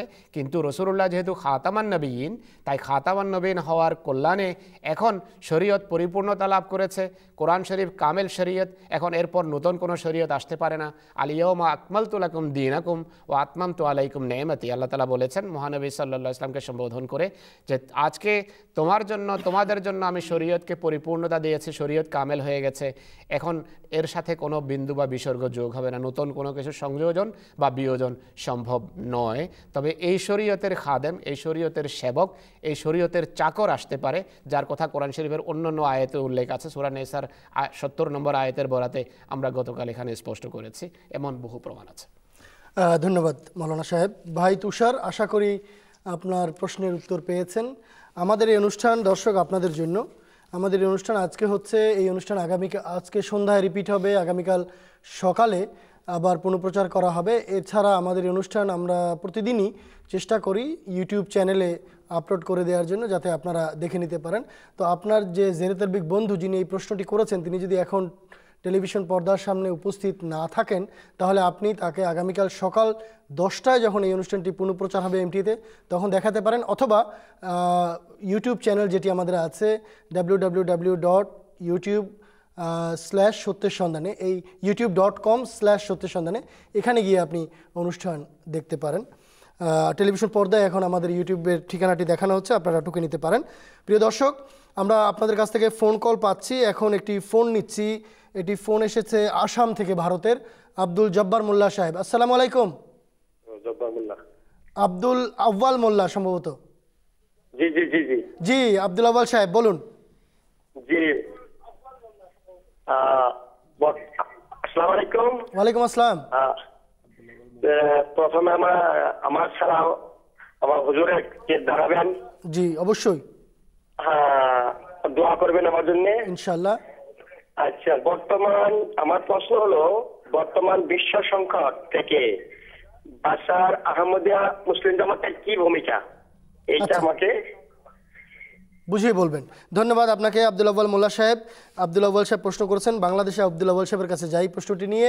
মৌলানা আউয়াল সাহেব, আপনাকে আমি বলে দিচ্ছি আবার প্রশ্নটি, যে বর্তমান যে পৃথিবীতে বিশ্ব সংকট চলছে, এর থেকে উদ্ধারের জন্য আহমদিয়া জামাত কি ভূমিকা রাখছে বা আহমদিয়া মুসলিম জামাত কি করছে যদি বলেন। মূলত বর্তমান বিশ্ব সংকট আহমদিয়া মুসলিম জামাতকে চেনার জন্য একটি বিরাট সুযোগ করে দিয়েছে। কি বাণী নিয়ে এসেছেন হজরত ইমাম মাহদী আলাইহিসসালাম, হজরত মসিহে মাউদ আলাইহিসসালাম, এটি হচ্ছে এখন মূল্যায়নের যথার্থ সময়। প্রথম বাণী তার হচ্ছে এই যে জগতের একজন স্রষ্টা আছেন। হে মানব জাতি, তোমরা নিজে নিজে সৃষ্টি হও নাই, তোমাদেরকে আল্লাহ তাআলা সৃষ্টি করেছেন, অতএব তার ইবাদত করো, তার সামনে মাথা নত করো, তার রাজত্ব স্বীকার করে নাও। এই কথাটা সাধারণভাবে খুব সাদামাটা মনে হয়, কিন্তু এটা এত গুরুত্বপূর্ণ একটি বাণী। যদি আমরা এর ভিতরে একটু তুলিয়ে দেখি তবে বুঝবো যে এটার ভিতরে কি শান্তির বাণী লুকায়িত আছে। আমি ধরেন নাস্তিক, আমি কিছু মানি না, কেউ আমাকে সৃষ্টি করে না, আমি এমনি এমনি হয়ে গেছি, অতএব কাউকে আমাকে জবাবদিহি করতে হবে না, আমি যা ইচ্ছা তাই করতে পারি। স্বেচ্ছাচারিতা আমার ধর্ম হয়ে যেতে পারে, আমার অহংকার আমাকে পরিচালনা করে থাকে। আমি যখন চাই ছোট একটা দেশের উপরে আক্রমণ করে দিতে পারি, যখন চাই অন্যায় করে ফেলতে পারি, যখন চাই আমি নৈতিকতা বিসর্জন দিয়ে অমানুষে পরিণত হয়ে যেতে পারি। কেন? কারণ আমি স্রষ্টাকে মানি না। কিন্তু যদি আমি মানি এবং তার রাজত্বকে আমি স্বীকার করে নিই, মাথা পেতে বরণ করে নিই, তাহলে আমি জানবো যে আমি মুক্ত স্বাধীন নই, আমাকে জবাবদিহি করতে হবে, আমাকে এক না একদিন বিচারের সম্মুখীন হতে হবে, আমাকে যাচাই করা হচ্ছে। অতএব এই পরীক্ষায় আমাকে পাশ করতে হবে। এই যে অ্যাকাউন্টেবিলিটি, এই যে জবাবদেহিতা, এটা আমাকে আবদ্ধ করে শৃঙ্খলের মাঝে। বর্তমান বিশ্বে মৌলিকভাবে যে সমস্যাটা দেখা দিয়েছে সেটা হচ্ছে এই যে জোর যার মুল্লুক তার, কেউ কারো কথা মানতে রাজি না। আমি নিজে নিজেই এসেছি, আমি নিজে নিজেই যাব, অতএব আমি কারো কাছে জবাবদিহি করব না, অতএব আমি চাইলে 99টা রাজত্বের পরে আরেকটা ছোট রাজত্ব দখল করে ফেলবো। ওর বাড়িতে সম্পদ আছে, আমি সেই বাড়ির সম্পদ হস্তগত করে ফেলবো, by hook or by crook, যেভাবে সম্ভব। এই যে অবস্থা, এটা বিশ্বে একটা ভারসাম্যহীনতা জন্ম দিয়েছে। আহমদিয়া মুসলিম জামাত খাঁটি ইসলামের শিক্ষা অনুযায়ী মানুষকে এই কথা স্মরণ করাচ্ছে, দেখো, ভালো করে তলিয়ে দেখো, নিজের বিবেককে জিজ্ঞেস করে দেখো, এবং এই সৃষ্টি এবং সৃষ্টি জগতের দিকে তাকিয়ে দেখো। বিশ্ব আপনা আপনি সৃষ্ট নয়, আল্লাহ আছেন, এক স্রষ্টা আছেন। খালাকা কুল্লা শাইইন, এই যে স্রষ্টা, তিনি প্রত্যেকটি জিনিস সৃষ্টি করেছেন। ফাবুদুহু, অতএব তার ইবাদত করতে হবে, তার সামনে মাথা নত করতে হবে, তার কাছে জবাবদেহি তার রয়েছে। এটার কারণে আমি নিজেকে সম্বরণ করি, এটার কারণে একটা সমাজ নিজেকে সম্বরণ করে এবং শৃঙ্খলাবদ্ধ হয়। এটা বিশ্ব শান্তির একটি মৌলিক সোপান। হযরত খলিফাতুল মসিহ রাবেও বলতেন, বর্তমান খলিফা হযরত খলিফাতুল মসিহ আল খামেস বলেন, without God there will be no peace. আল্লাহ নাই, অতএব তুমি কারো কাছে জবাবদিহিতা করার মুখাপেক্ষী নও তোমার বিশেষ অনুযায়ী, অতএব তুমি অশান্তির কারণ হবেই হবে। আর কি বাণী শোনাচ্ছে, হে মুসলমানরা, তোমরা মুসলমান হওয়া সত্ত্বেও ইসলামের মৌলিক শিক্ষা, সমর্পণ এবং শান্তি, এই দুইটি মূলনীতি ভুলে বসে আছো। তোমরা মনে করছো তরবারির মাধ্যমে জেহাদ করে মানুষ মেরে ইসলাম ছড়ানো হয়েছিল, নাউজুবিল্লাহ মিন যালিক। কখনো এই কথা সত্য নয়। আহমদিয়া জামাত প্রথম থেকে বলে আসছে, হযরত মুহাম্মদ সাল্লাল্লাহু আলাইহি ওয়াসাল্লাম ক্ষমার অস্ত্র ব্যবহার করেছিলেন, হযরত মুহাম্মদ সাল্লাল্লাহু আলাইহি ওয়াসাল্লাম সদাচরণের অস্ত্র ব্যবহার করেছিলেন, ভালোবাসার অস্ত্র প্রয়োগ করেছিলেন এবং মানুষের জয় করেছিলেন মন। যখন মক্কা বিজয় হয়েছিল, তিনি কোন অস্ত্র প্রয়োগ করে মানুষকে মুসলমান বানিয়েছিলেন? ক্ষমার অস্ত্র। এবং হুজুর সাল্লাল্লাহু আলাইহি ওয়াসাল্লামের এই সৎ চরিত্র, এই সমর্পণের শিক্ষা, এই শান্তির বাণী মানুষকে ইসলামে দীক্ষিত হতে বাধ্য করেছিল। আমাদের বাংলার মাটির কথা বলেন, এখানে আমরা সব সনাতন ধর্মের অনুসারী ছিলাম না? যখন প্রথমবার ইস্ট ইন্ডিয়া কোম্পানি এখানে লাইসেন্স পেয়েছিল ব্যবসা করার, রানী এলিজাবেথ প্রথমের যুগের কথা বলছি, 1600 সালের ডিসেম্বরে, তখন এই পূর্ব বাংলার বেশিরভাগ মানুষ হিন্দু এবং সনাতনী ছিল। কিন্তু কিসে আমাদেরকে মুসলমান বানিয়েছে? সাম্যের শিক্ষা, শান্তির শিক্ষা, সমর্পণের শিক্ষা। এখানে ওলি, গৌস, কুতুব, আউলিয়া এসেছেন এবং তারা এসে আমাদেরকে ইসলামের আমন্ত্রণ জানিয়েছেন, নিজেদের চরিত্র দেখিয়েছেন। আমরা দলে দলে সনাতন ধর্ম বাদ দিয়ে ইসলাম ধর্ম গ্রহণ করেছি। কেন? এখানে শান্তি, এখানে সমর্পণ, এখানে সাম্য, এখানে মানবতার মূল্য। অতএব আমাদের মানবিক যে অ্যাপিল, এই যে মানসিকতা আমাদের, এটা আমাদেরকে বাধ্য করেছে যে আমরা যেন ইসলামের শাশ্বত শিক্ষাকে গ্রহণ করি। আর আহমদিয়া জামাত এই কথাই বলে। এই কথাটাই হযরত মসিহ মাউদ আলাইহিসসালাতু ওয়াসসালাম আমাদেরকে শিখিয়েছেন। আহমদিয়া জামাত বলে এসেছে, নরহত্যা জিহাদ নয়, নরহত্যা পুণ্য নয়, আজকে বাংলাদেশের দেয়ালে দেয়ালে র্যাবের পক্ষ থেকে এই স্লোগানটা দেওয়া হচ্ছে, যে জঙ্গিবাদের বিরুদ্ধে আজকে রাষ্ট্র এবং সরকার অবস্থান নিয়েছে, এটার বিরুদ্ধে হযরত মির্জা গোলাম আহমদ কাদিনী আলাইহিস সালাতু ওয়াস সালাম 127 বছর আগে অবস্থান নিয়েছিলেন, আর তাকে সেই কারণে কাফের বলা হয়েছিল। এখন সবার মুখ খুলছে এবং খই ফুটছে, আরে তাই তো মারামারি কাটাকাটি খুনাখুনির নাম তো জিহাদ হতে পারে না।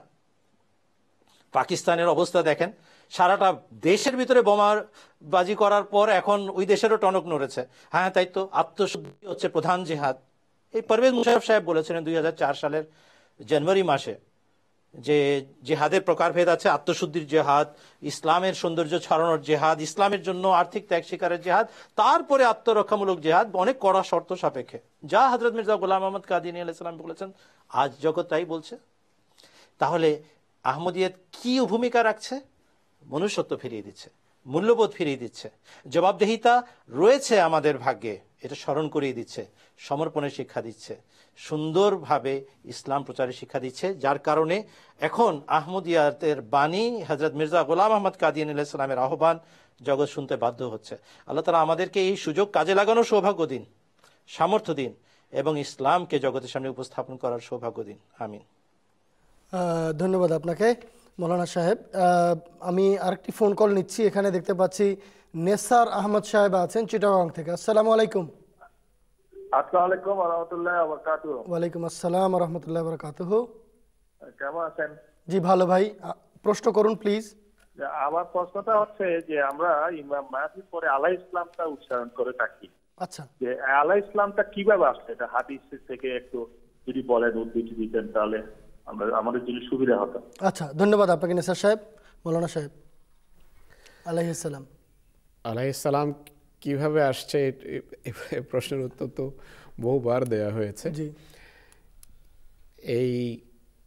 এটা একটি ইসলামিক পরিভাষা, যেটা নবীদের জন্য, যারা আল্লাহর পক্ষ থেকে সংস্কারক হিসাবে আসেন, তাদের জন্য ব্যবহার হয়, আর এটি ইসলামের স্বীকৃত গৃহীত একটা পরিভাষা।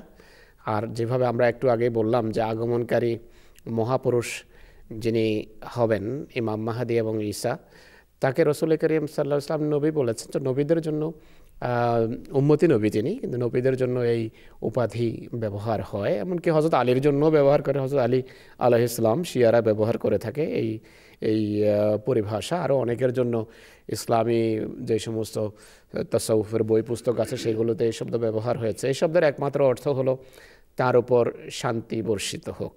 এটা একটা ভালো দোয়া। আসসালামু আলাইকুম, আমরা যখন যে কোনো জায়েদ বকর মুসলমান হিসাবে একজন যখন আরেকজনের সাথে সাক্ষাৎ করে বলে থাকে আসসালামু আলাইকুম, আপনার উপর সালাম শান্তি হোক। তো ইমাম মাহদীর জন্য বিশেষভাবে আলাইহিস সালাম শব্দ যে আমরা ব্যবহার করি, এটি নিয়ে আপত্তি থাকে মানুষের। এই জন্যই প্রশ্নকারীর মাথায় হয়তো এটি এসেছে। তো এর উত্তর হল যে রাসূল করিম সাল্লাল্লাহু আলাইহি ওয়াসাল্লাম স্বয়ং আগমনকারী এই ব্যক্তি সম্পর্কে মুসলমানদেরকে নির্দেশ দিয়ে গেছেন যে যখন তার আগমনের, ইমাম মাহদীর আগমনের সংবাদ শুনো, তোমরা তার কাছে যাবা আর তার হাতে বয়াত করবে। তোমার সামনে যদি বরফের পাহাড়ও পড়ে, অর্থাৎ সমস্যা সংকুল পরিস্থিতিও যদি হয়, বিরোধিতার পাহাড় যেটি আসলে হওয়ার কথা, সেই বিরোধিতার পাহাড়ও অতিক্রম করে তার সামনে যাবা আর তার হাতে বয়াত করবা। ফাকরাউহু মিন্নি আসসালাম, যে তাকে আমার পক্ষ থেকে সালাম পৌঁছাবা। এই জন্য হযরত ইমাম মাহদীর পক্ষে আলাইহিস সালাম শব্দ বিশেষভাবে ব্যবহার করা হয়েছে রাসূল করিম সাল্লাল্লাহু আলাইহি ওয়াসাল্লামের হাদিসে, যে তাকে আলাইহিস সালাম বলা একটু কঠিন হবে, তাকে আলাইহিস সালাম বললে বিরোধিতার সম্মুখীন হতে হবে। এই জন্য রাসূল করিম সাল্লাল্লাহু আলাইহি ওয়াসাল্লাম অবশ্যই আল্লাহ তাআলার পক্ষ থেকে সংবাদ পেয়েছেন, যে কারণে এই পরিভাষাটার উপর বিশেষ জোর রয়েছে ইসলামিক লিটারেচারে। তো আলাইহিস সালাম এটা নবীর জন্য ব্যবহৃত পরিভাষা। ধন্যবাদ নেসার সাহেব, আশা করি উত্তর পেয়ে গেছেন। প্রিয় দর্শক, আমরা অনুষ্ঠান শুরুতে বলেছিলাম যে আমরা এই অনুষ্ঠানের মাধ্যমে আজ ইমাম মাহদী আলাইহিস সালাতু ওয়াস সালামের সত্যতা বিশ্বের দরবারে তুলে ধরতে চাই, আহমদিয়া জামাতের সত্যতা আমরা তুলে ধরতে চাই। তো অনেকেই প্রশ্ন করেন যে আহমদিয়া মুসলিম জামাত আবার কি, তাদের আবার ধর্মবিশ্বাস কি, তো সেখানে কি কি মতভেদ আছে। এক্ষেত্রে আমরা আপনাদেরকে সুস্পষ্টভাবে জানিয়ে দিতে চাই যে আহমদিয়া মুসলিম জামাতের ধর্মবিশ্বাস কি। চলুন হযরত মসিহ মাউদ আলাইহিস সালাতু ওয়াস সালামের ভাষায় আমরা আহমদিয়া জামাতের ধর্মবিশ্বাস শুনে নেই। হজরত আকদাস মসিহ মাউদ আলাইহিসসালাম বলেন, আমাদের ধর্ম বিশ্বাসের সারাংশ ও সারমর্ম হল লা ইলাহা ইল্লাল্লাহু মুহাম্মাদুর রাসূলুল্লাহ।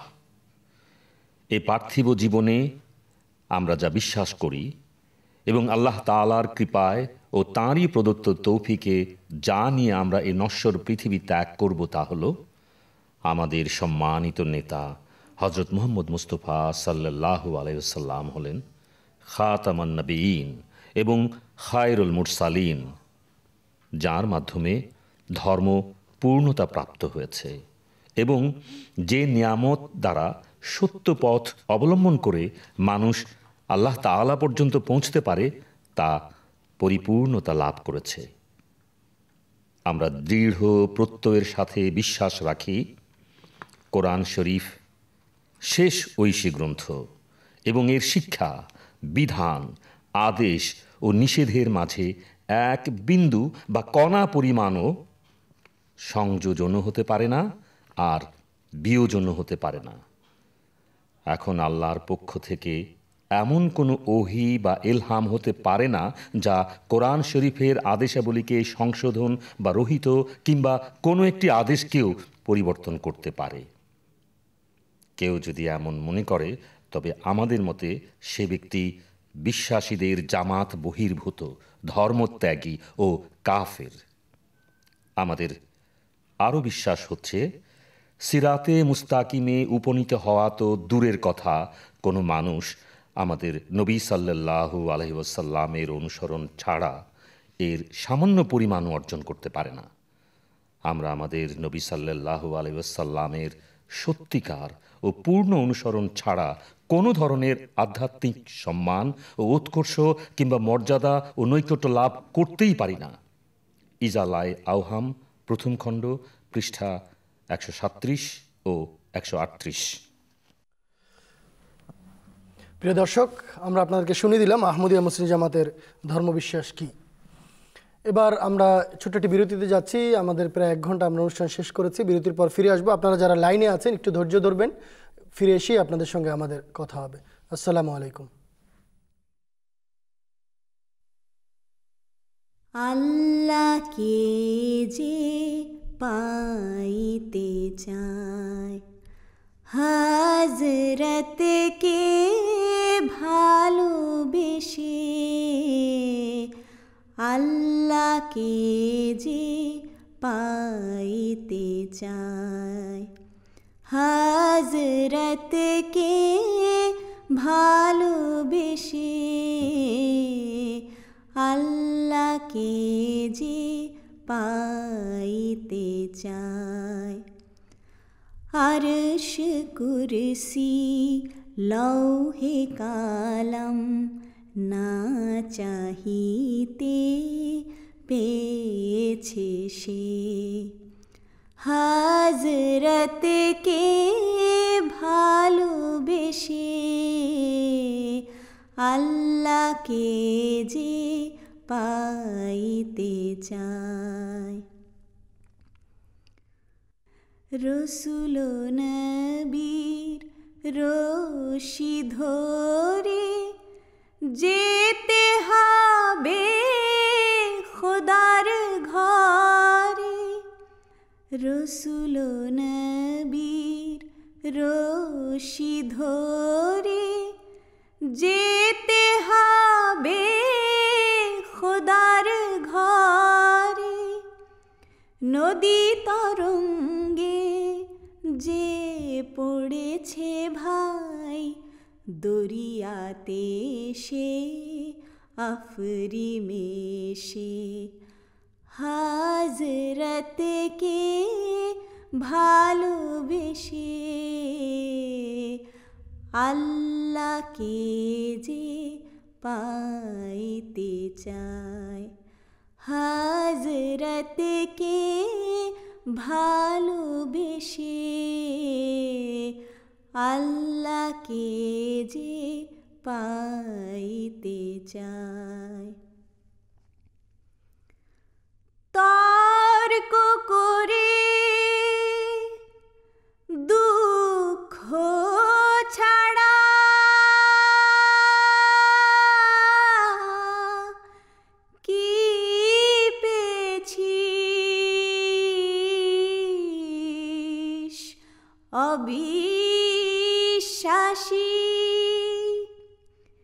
কি পাওয়া যায় দেখ না দরে হযরতে মোর ভালোবাসি।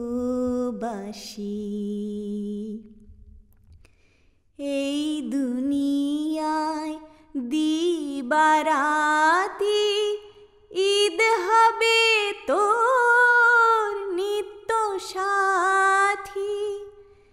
এই দুনিয়ায় দিবারাতি ঈদ হবে তোর নিত্য সাথী। তুই যা চাস তা পাবি হেথায় আহমদ কর যদি হেসে হযরতকে ভালোবেসে।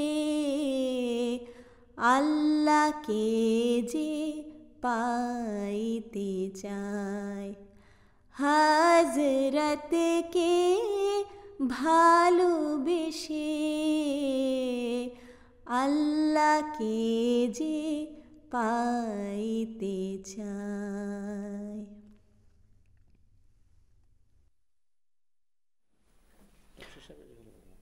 প্রিয় দর্শক, আমরা বিরতির পর ফিরে এলাম। এখানে আমি দেখতে পাচ্ছি যে জিল্লুর রহমান সাহেব আছেন ভারত থেকে লাইনে। আসসালামু আলাইকুম জিল্লুর রহমান সাহেব।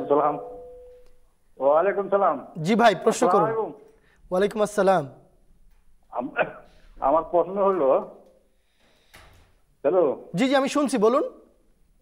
অনেক আহমদী আমার বন্ধু আমাকে জিজ্ঞাসা করে জি যে হযরত মুহাম্মদ সাল্লাল্লাহু আলাইহি সাল্লাম বলছেন যে ইমাম মেহেদী আমার নামের নাম হবে, আমার বাপের নামের নাম হবে, আমার মায়ের নামের নাম হবে, আচ্ছা, এবং আমার কবরে কবর হবে। জি। এখন দেখা যাচ্ছে ওনার কবর মদিনায়, ইমাম মেহেদী কবর কাদিয়ানে। জি। ওনার বাপের নাম আব্দুল্লাহ, ওনার বাপের নাম মুর্তুজা, ওনার মায়ের নাম আমিনা, ওনার মায়ের নাম চেরাক বিবি। এখানে পার্থক্য মনে করছে ওরা হচ্ছে না। জি। এই প্রশ্নটা একটু বললে জি আমরা অল্প অনেক আছে আর শুনতে দিই আপনাদের মুখে। আচ্ছা, ধন্যবাদ জিল্লুর রহমান সাহেব, সুন্দর প্রশ্ন। এই প্রশ্নের উত্তর বহুবার এই প্ল্যাটফর্ম থেকে দেয়া হয়েছে। তারপরও বাংলাদেশে মৌলানা আউয়াল সাহেবের কাছে যাচ্ছি প্রশ্নটি নিয়ে। মৌলানা সাহেব, আপনি কি শুনতে পেয়েছেন? জি, পরিষ্কার শোনা গেছে। জি, যদি উত্তর দিতেন। জিল্লুর রহমান সাহেব, আপনার প্রশ্নের উত্তর দুভাবে দেওয়া যায়। প্রথমত, আপনাকে প্রশ্ন করার মাধ্যমে। আব্দুল্লাহ নামে কত কোটি মুসলমান জগতে আছে? কোটি কোটি। আর আমেনা নামে কয়জন মহিলা পৃথিবীতে মুসলমান আছেন? তার সংখ্যাও কোটি কোটি। আচ্ছা, প্রশ্ন হলো, এই আব্দুল্লাহর সাথে কোনো আমেনা বেগমের বিয়ে হতে পারে? বলে হতে পারে। 1 বছরের মাথায় সেই বাড়িতে সন্তান জন্ম নিতে পারে? বলে হ্যাঁ, নিতে পারে। আর সেই সন্তান যদি পুত্র সন্তান হয়, তার নাম কি মোহাম্মদ রেখে দেওয়া যেতে পারে? বলে হ্যাঁ, সেটাও রেখে দেওয়া যেতে পারে। তাহলে আর ইমাম মাহদী তো জন্ম নেওয়ার কিছু বাকি থাকে না? থাকে। সত্যি ইমাম মাহদীর যদি এইটুকুই লক্ষণ হয়ে থাকে, তাহলে এই মুহূর্তে লাখ লাখ আব্দুল্লাহর ঘরে লাখ লাখ মোহাম্মদের জন্ম হয়ে আছে আমেনা বেগমের বাড়িতে। ইমাম মাহদীর খোঁজ করতে হলে তাহলে লাখ লাখের ভিতর থেকে কোনটা ইমাম মাহদী, ওটা বের করেন। এত সহজ না বিষয়টা। আগে ওই হাদিসটাকে যাচাই করেন যে হাদিসের বরাতে আপনি প্রশ্নটা তুলেছেন। সেই হাদিসের একেবারে শেষাংশে আছে, যে অংশটা আপনি পড়েন নাই, আমি সেখান থেকে পড়ছি। হুজুর সাল্লাল্লাহু আলাইহি ওয়াসাল্লাম বলছেন, আমি পুরো হাদিসটা পড়লে আপনার কাছে বিষয়টা পরিষ্কার হবে, যে ইসমুহু ইউবাতেও ইসমুহু ইসমি, তার লক্ষণ এবং নামের সাথে আমার লক্ষণ এবং নামের মিল খাবে। ওয়া ইউবাতেও ইসমু আবিহি ইসমু আবি, এবং তার বাবার নামের সাথে আমার বাবার নাম এবং লক্ষণের মিল খাবে। আর ইউদফানু মাইফি কবরি, আর আমার সাথে সে আমার কবরে দাফন হবে।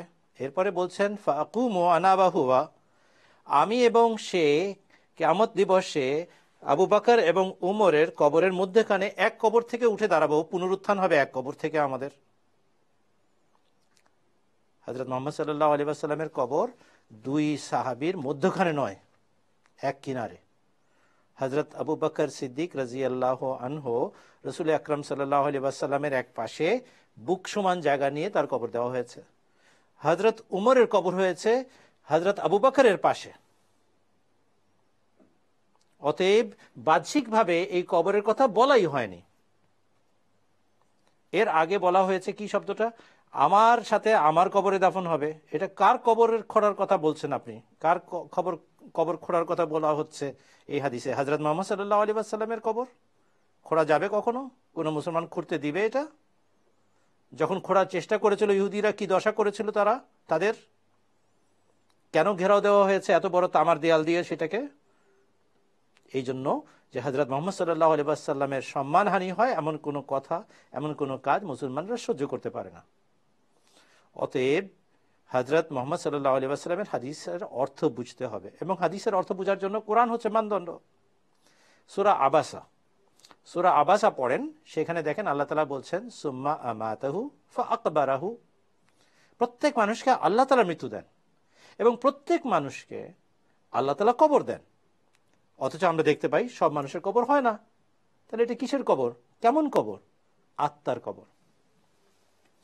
হযরত মুহাম্মদ সাল্লাল্লাহু আলাইহি ওয়াসাল্লাম বলছেন, সে আমার এত বড় প্রেমিক হবে, আমি তার সবচেয়ে বড় প্রেমাস্পদ হব। সে আমার অস্তিত্বে বিলীন হবে ভালোবাসার মাধ্যমে, আর এত কাছাকাছি আসবে, এত নৈকট্য সে লাভ করবে আমার আল্লাহর অনুগ্রহে, যে আমাকে এবং তাকে একাকার করে দেওয়া হবে পরকালে আমাদের আত্মিক কবরস্থানে, এবং সেই আত্মিক কবরস্থান থেকে আমাদের পুনরুত্থান ঘটবে। পিছন দিক থেকে যখন আপনি এই হাদিসটা বোঝা শুরু করবেন, তখন দেখবেন স্বপ্নের রূপক। তখন আপনার কাছে শুধু বাকি থাকবে সামনের দুটো অংশ বোঝা, আর সেখানে ওই কথাটাই সাব্যস্ত হবে যে বাহ্যিকভাবে সেই নামের কথা বলা হয়নি, লক্ষণ মিলবে। আমার নামের, আমার লক্ষণাবলী এবং তার জীবনের লক্ষণাবলী মিল খাবে, আমার বাবার জীবনী এবং তার বাবার জীবনের মিল খাবে। এই কথাটাই হযরত মুহাম্মদ মুস্তাফা সাল্লাল্লাহু আলাইহি ওয়াসাল্লাম বলেছেন। যদি এই ব্যাখ্যা পছন্দ না হয়, আরেকটা ব্যাখ্যা আছে। আরবিতে যখন বলা হয় তার নাম আমার নাম, তার বাবার নাম আমার বাবার নাম, এটার মানে হচ্ছে আমি তাকে ভীষণ ভালোবাসি এবং সে আমাকে ভীষণ ভালোবাসে। আমরা দুইজন একে অপরের ভালোবাসা একাকার হয়ে গেছি। এই কথাটাই বুঝিয়েছেন হযরত মুহাম্মদ মুস্তাফা সাল্লাল্লাহু আলাইহি ওয়াসাল্লাম। বাহ্যিক বাবার নাম এবং বাহ্যিক নিজের নামের মিলের কথা বলা হয়নি, বাহ্যিক কবরের কথাও বলা হয়নি। ধন্যবাদ। ধন্যবাদ আপনাকে মাওলানা সাহেব। আশা করি জিল্লুর রহমান সাহেব আপনি আপনার প্রশ্নের উত্তর পেয়ে গেছেন। এখানে আমি দেখতে পাচ্ছি সাইফুল ইসলাম সাহেব লাইনে আছেন ক্যানাডা থেকে। আসসালামু আলাইকুম। ওয়ালাইকুম আসসালাম ওয়া রাহমাতুল্লাহি ওয়া বারাকাতুহু। জি ভাই, প্রশ্ন করুন। প্রশ্নটা হচ্ছে, ইদানিং ইজিপ্টের প্রেসিডেন্ট সিসি, তার একটা কনসার্ন হলো যে সে দেশের ডিভোর্স রেট খুবই বেড়ে যাচ্ছে। পুরুষরা মৌখিক ঘরে তালাক উচ্চারণ করে তালাক দিয়ে দিচ্ছে। তাদের প্রতি বছর প্রায় 9 লাখের মতো বিয়ে হয় এবং দেখা যায় যে 5 বছর পরে বিয়ে ভেঙে যায়। প্রতি 3 মিনিটে একটা করে বিয়ে ভেঙে যায়। তারা জাস্ট ভার্বালি বলে যে তালাক তালাক এবং বিয়ে ভেঙে যায়। এখন আমার প্রশ্ন হচ্ছে, এতে করে সারা বিশ্বে ইসলামী শিক্ষার একটা ভাবমূর্তি নষ্ট হচ্ছে, যে মুসলমানদের যে রিফ্লেকশনটা ইজিপ্টে দেখা যাচ্ছে। আরেকটা হচ্ছে, আমার কথা হচ্ছে যে ইসলামের প্রকৃত শিক্ষাটা কি, কিভাবে বিয়ে করতে হয় এবং কিভাবে এই বিবাহ যে ভেঙে যাচ্ছে তালাক উচ্চারণের মাধ্যমে, এই তালাকের নিয়ম, প্রকৃত নিয়মটা কি, এটা যদি বিস্তারিত ভাবে বুঝিয়ে বলেন। জি ধন্যবাদ। ধন্যবাদ সাইফুল ইসলাম সাহেব। স্পষ্ট ছিল প্রশ্ন, তালাক দেওয়ার বিধান কি ইসলামে? এই পরিস্থিতি তো হওয়ার ছিলই, কারণ মানুষ যুগে আল্লাহর পক্ষ থেকে যে প্রেরিত মহাপুরুষ আছে তাকে মানতে অস্বীকার করেছে, যে মানব না।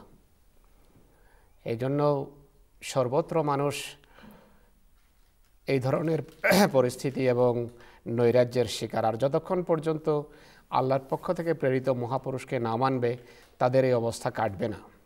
মৌলবীরা কোনোদিন এই ধরনের সমস্যার সমাধান দিতে পারবে না, কেননা তারা নিজেরাও বিভিন্ন প্রকার বিভ্রান্তিতে লিপ্ত, ধর্ম ব্যবসা চরম পর্যায়ে পৌঁছেছে। সবারই নিজস্ব রীতি আছে তালাকের আর খোলার। এমন পরিস্থিতিতে আরব বিশ্ব জর্জরিত, আর ইজিপ্ট সেইগুলোর একটি। হজরত ইমাম মাহদী আলাইহিস সালাতু ওয়াস সালাম এসে এগুলো ঠিক করেছেন। তিনি পুনরায় চোখ খুলেছেন অন্ধদের, যে যেভাবে তোমরা তালাক, যে তালাক তালাক তালাক আর এমনিতে তালাক হয়ে গেল, এটি তো তোমাদের নিজস্ব উদ্ভাবিত এবং আবিষ্কৃত একটা ধর্ম, এটি ইসলাম নয়, ইসলামের তালাকের রীতি এটি নয়। কোরআন শরীফে আছে যে আত-তালাকু মাররাতান, যে তালাক দুইবার হয়। দুইবার মানে এটা নয় যে একবার তালাক বললাম আর দ্বিতীয়বার আবার তালাক বলে দিলাম, বাস কোনো মেয়ে তখনই স্বামীর বাড়ি ছেড়ে দিতে বাধ্য হবে। এই ধরনের ধর্ম নিয়ে মোহাম্মদ রসুল্লাহ আসেননি সাল্লাল্লাহু আলাইহি ওয়াসাল্লাম। যে একবার তালাক দেওয়ার সাথে সাথেই তালাক হয়ে যাবে না, তালাকের একটা নির্দিষ্ট মেয়াদ আছে। সেই মেয়াদ পূর্ণ হওয়ার পর 3টা কুরু কোরআন শরীফে উল্লেখ করেছে, যে সালাসাতা কুরু, যে মেয়েদের 3টি ঋতুস্রাব অপেক্ষা করতে হবে একবার তালাক দেওয়ার পর।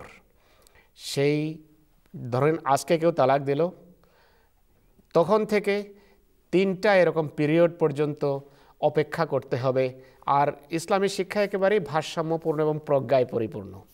মানুষ অনেক সময় রাগের বশে একটা কথা বলে ফেলে, কিন্তু এই যে 3টা পিরিয়ড কাল কোরআন শরীফ নির্ধারণ করেছে, সেই সময়ের ভিতর যদি মানে সমূহ সম্ভাবনা থাকে যে অনুশোচনার সৃষ্টি হয় ব্যক্তির হৃদয়ে আর পুরুষের হৃদয়ে, যে আমি রাগের বশে যা বলে ফেলেছি সেটি ভুল ছিল, সে আবার ফিরে আসার সুযোগ পায়। আল্লাহ তাআলা সেই রাস্তা খোলা রেখেছেন।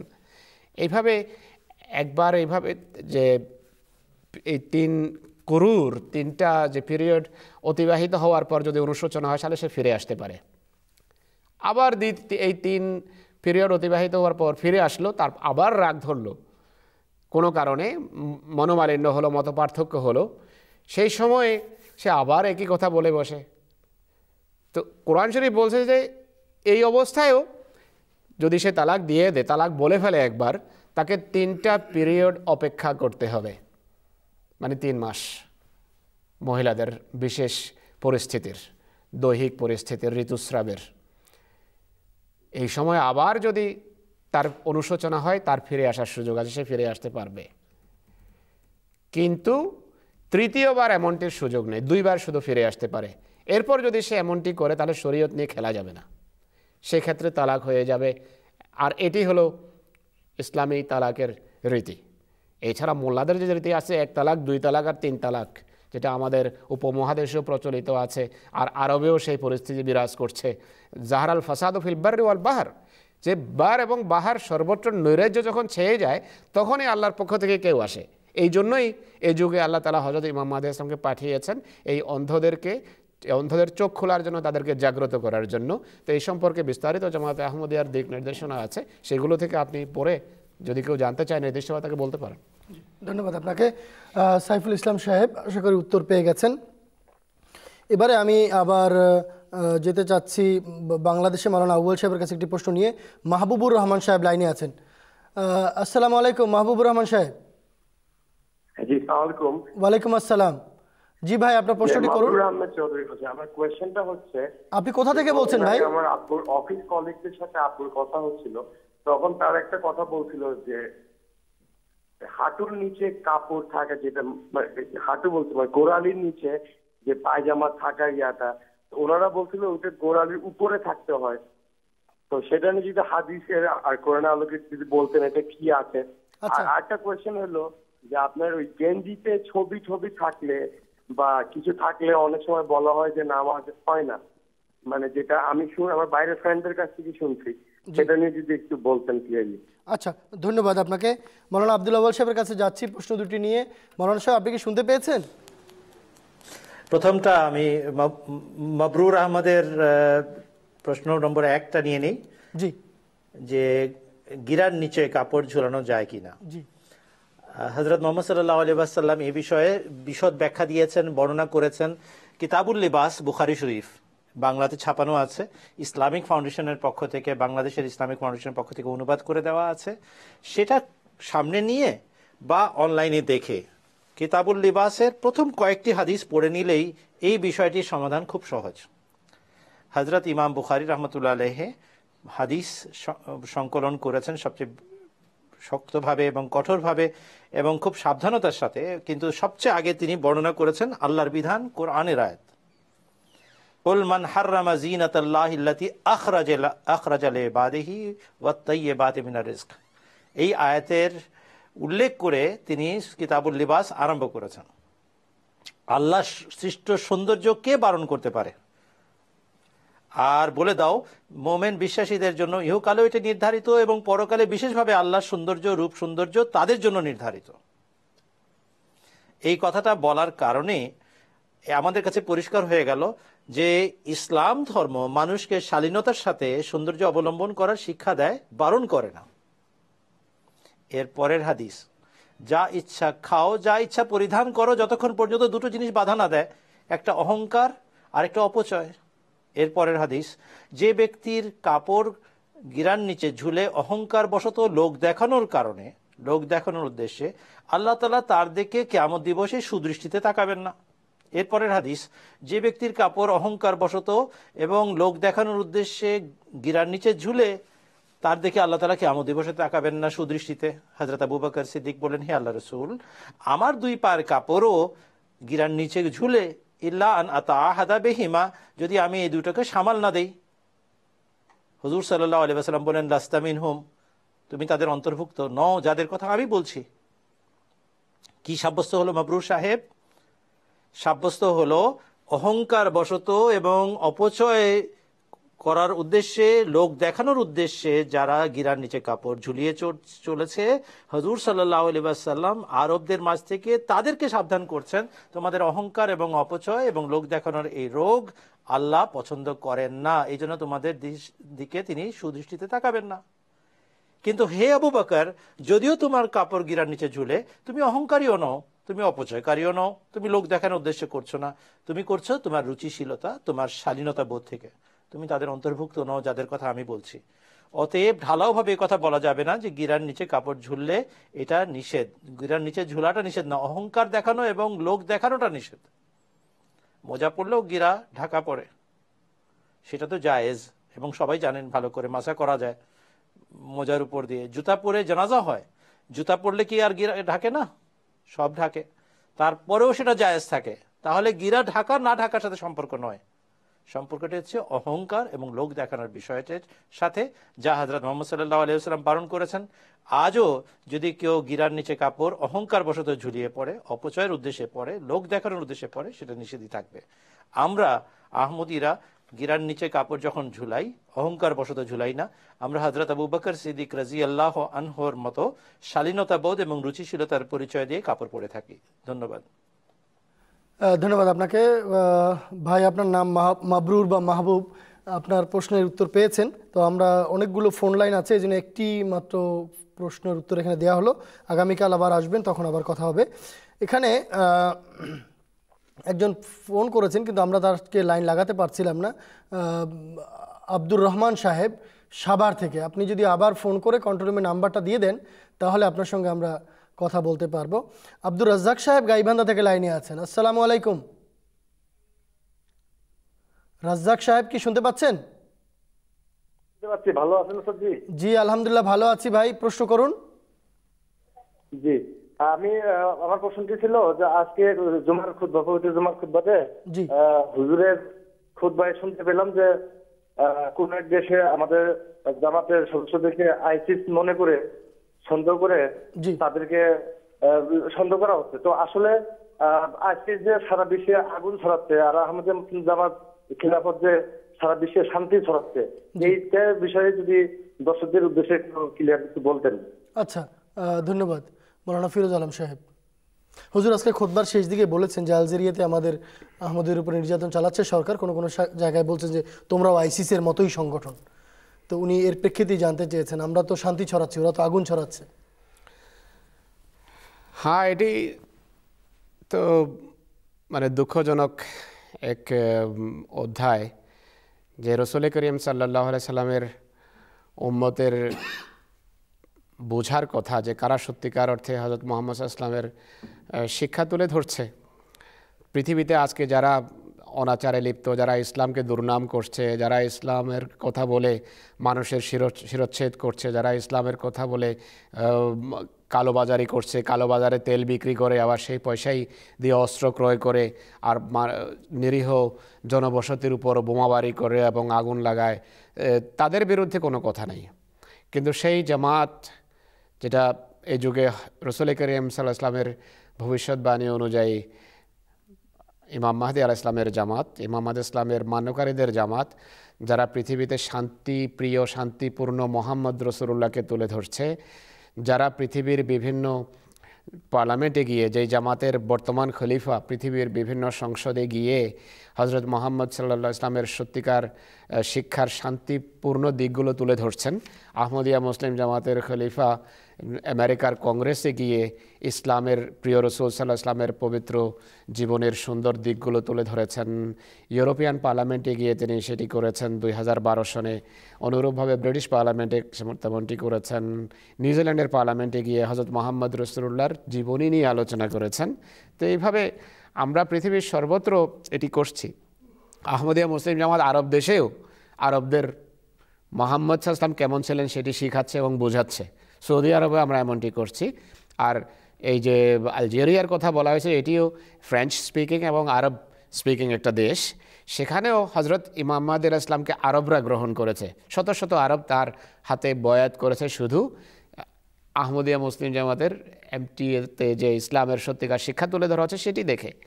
এরা বলে যে সত্যিকার ইসলামের সৌন্দর্য তো এই জামাত তুলে ধরছে, এবং সেটি দেখেই তারা আকৃষ্ট হচ্ছে যে আমরা তো মোল্লাদের দ্বারা বিভ্রান্ত হয়েছি। মোল্লারা যেই তফসির প্রচার করেছে আর যেই সমস্ত হাদিসের অপব্যাখ্যা করেছে সেটি রিপালসিভ, মানুষের হৃদয়ে ঘৃণা সৃষ্টি করে সত্যিকার যদি সুস্থ চিন্তাধারার কোনো মানুষ হয়। কিন্তু এরা জামাতে আহমদিয়ার ব্যাখ্যা শুনে আল্লাহ তাআলার ফজলে আরবরা আহমদিয়ত গ্রহণ করছে। তো এই জুলুম এবং এই অত্যাচার তো সত্যের অদৃষ্ট। মোহাম্মদ রসুলুল্লাহ সাল্লাল্লাহু আলাইহি ওয়াসাল্লাম অপছন্দনীয় কোনো শিক্ষা নিয়ে আসেননি, কিন্তু আরবরা তার বিরুদ্ধে দাঁড়িয়েছে। সেই সময় যে সবচেয়ে বড় শিক্ষিত মনে করতো নিজেকে, সে রসুলুল্লাহর বিরুদ্ধে দণ্ডায়মান হয়েছে। তো আজও এই আরবরা কোনো আরব এরকম যারা সত্যিকার শিক্ষার সাথে যাদের সম্পর্ক নেই, জাগতিকতার ভিতর যারা গা ভাসিয়ে দিয়েছে, তারা সত্যের বিরুদ্ধে দণ্ডায়মান হচ্ছে। এটি সত্যের অদৃষ্ট। কোরআন শরীফে আল্লাহ তাআলা বলেছেন যে ইয়া হাসরাতান আলাল ইবাদ মা ইয়াতিহিম মির রাসূলিন ইল্লা কানু বিহি ইস্তাহজিউন, যে সত্য জামাত যখনই দণ্ডায়মান হয় সত্য প্রচারের জন্য, অপশক্তিও তার বিরুদ্ধে দণ্ডায়মান হয় সেটিকে নিশ্চিহ্ন করার জন্য, লাইয়ুতফিউ নূর আল্লাহ, খোদার জ্যোতিকে নির্বাপিত করার জন্য, আল্লাহু মুতিম্মু নূরিহি। কিন্তু এদের বিরোধিতায় আল্লাহর নূর, আল্লাহর জ্যোতি কখনো নির্বাপিত হওয়ার নয়। তো বিরোধিতা হবে, আরব দেশে হচ্ছে, বাংলাদেশে হচ্ছে, পাকিস্তানে হচ্ছে, কিন্তু আহমদের আল্লাহ তাআলার ফজলে মোকাবেলা করছে আর মোকাবেলা করে যাবে। আর ইনশাআল্লাহ ইসলাম এ যুগের মাহদি এবং ঈসার মাধ্যমে অবশ্যই পৃথিবীর সকল অঞ্চলকে জয় করবে। ধন্যবাদ আপনাকে মৌলানা সাহেব। এখানে শাহাবুদ্দিন শিহাব সাহেব চট্টগ্রাম থেকে এটি প্রশ্ন করেছিলেন যে বাংলাদেশে ক্লাস 5-এর বইয়ে লেখা আছে যে ইমাম মাহদী আলাইহিসসালাতু ওয়াসসালাম মহানবী সাল্লাল্লাহু আলাইহি ওয়াসাল্লামের কবরেই সমাহিত হবেন। একটু আগেই মৌলানা আব্দুল আউয়াল সাহেব এই প্রশ্নের উত্তর দিয়েছেন, তাই এই প্রশ্নটি আমরা আর নিচ্ছি না। আমার কাছে যে নিয়মিত কিছু প্রশ্ন আছে, যেভাবে আমি অনুষ্ঠানের শুরুতে বলেছিলাম যে বিভিন্ন আপত্তির খণ্ডন আমরা করব, কারণ এই অনুষ্ঠানটি এক আহমদীদের তরবিয়তেরও একটা মাধ্যম। তো আহমদী যারা তবলিগ করেন তো তারাও এটি করেন, তো আমরা সেই আপত্তির খণ্ডনেও যাব। কিন্তু তার আগে তফসির সাহেবের কাছে একটু যাচ্ছি বাংলাদেশে। যে তফসির ভাই, আপনার তবলিগের ক্ষেত্রে আনসারুল্লাহ বাংলাদেশ কি করছেন যদি সংক্ষেপে বলেন। জাযাকুমুল্লাহ।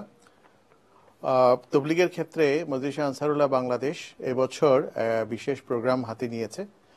আমরা নির্দিষ্ট কতগুলো স্থানে আমরা সিলেক্ট করেছি যেখানে আমরা তবলিগে খাস প্রোগ্রাম আমরা পরিচালনা করব।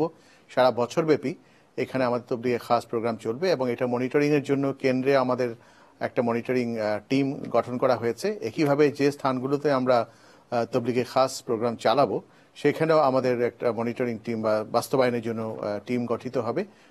এছাড়া সারা বছরব্যাপী অন্যান্য জায়গাতেও আমরা ব্যক্তিগত তবলিগ এবং ব্যক্তিগত তবলিগ ছাড়াও বিভিন্ন রকমের ঘরোয়া বৈঠক ইত্যাদির মাধ্যমে আমরা আহমদিয়াতের প্রচার বা সত্যিকার যে ইসলামের শিক্ষা সেটি আমরা মানুষজনের সামনে তুলে ধরবো। এবং এই কাজ শুরু হয়ে গিয়েছে, যেটা আমি এর আগেও বলেছিলাম যে আজকেও বিভিন্ন জায়গায় অনুষ্ঠান হয়েছে, আগামীকালকেও আছে এবং আমাদের সামনের জলসাকেতেও আমরা বেশ তবলিগদেরকে আমরা নিয়ে আসবো সেই ব্যবস্থা নিয়েছি।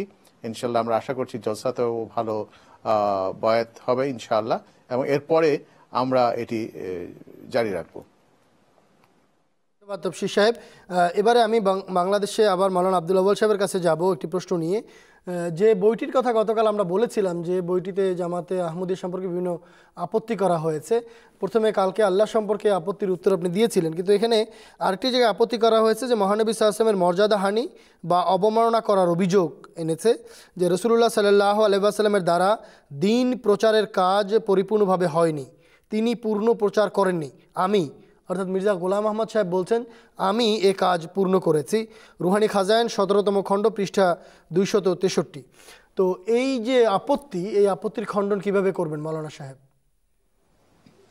সম্পূর্ণ ভুলভাবে ইচ্ছাকৃতভাবে বিকৃতি ঘটিয়ে একটি আপত্তি বানানো হয়েছে। হযরত মির্জা গোলাম আহমদ কাদিনী আলাইহিস সালাতু ওয়াস সালাম কখনো নিজেকে হযরত মুহাম্মদ সাল্লাল্লাহু আলাইহি ওয়াসাল্লামের তুলনায় বড় কেউ হবার দাবি করেননি, করতে পারেন না। তিনি এই কথাটা বলছেন যে রাসূল আকরাম সাল্লাল্লাহু আলাইহি ওয়াসাল্লাম যখন এসেছিলেন আরব নিরক্ষরদের মাঝে, তখন জগতে সেই সমস্ত উপকরণ সৃষ্টি করা হয়নি যার মাধ্যমে বিশ্বব্যাপী ইসলাম প্রচার এবং প্রসার করা সম্ভব ছিল।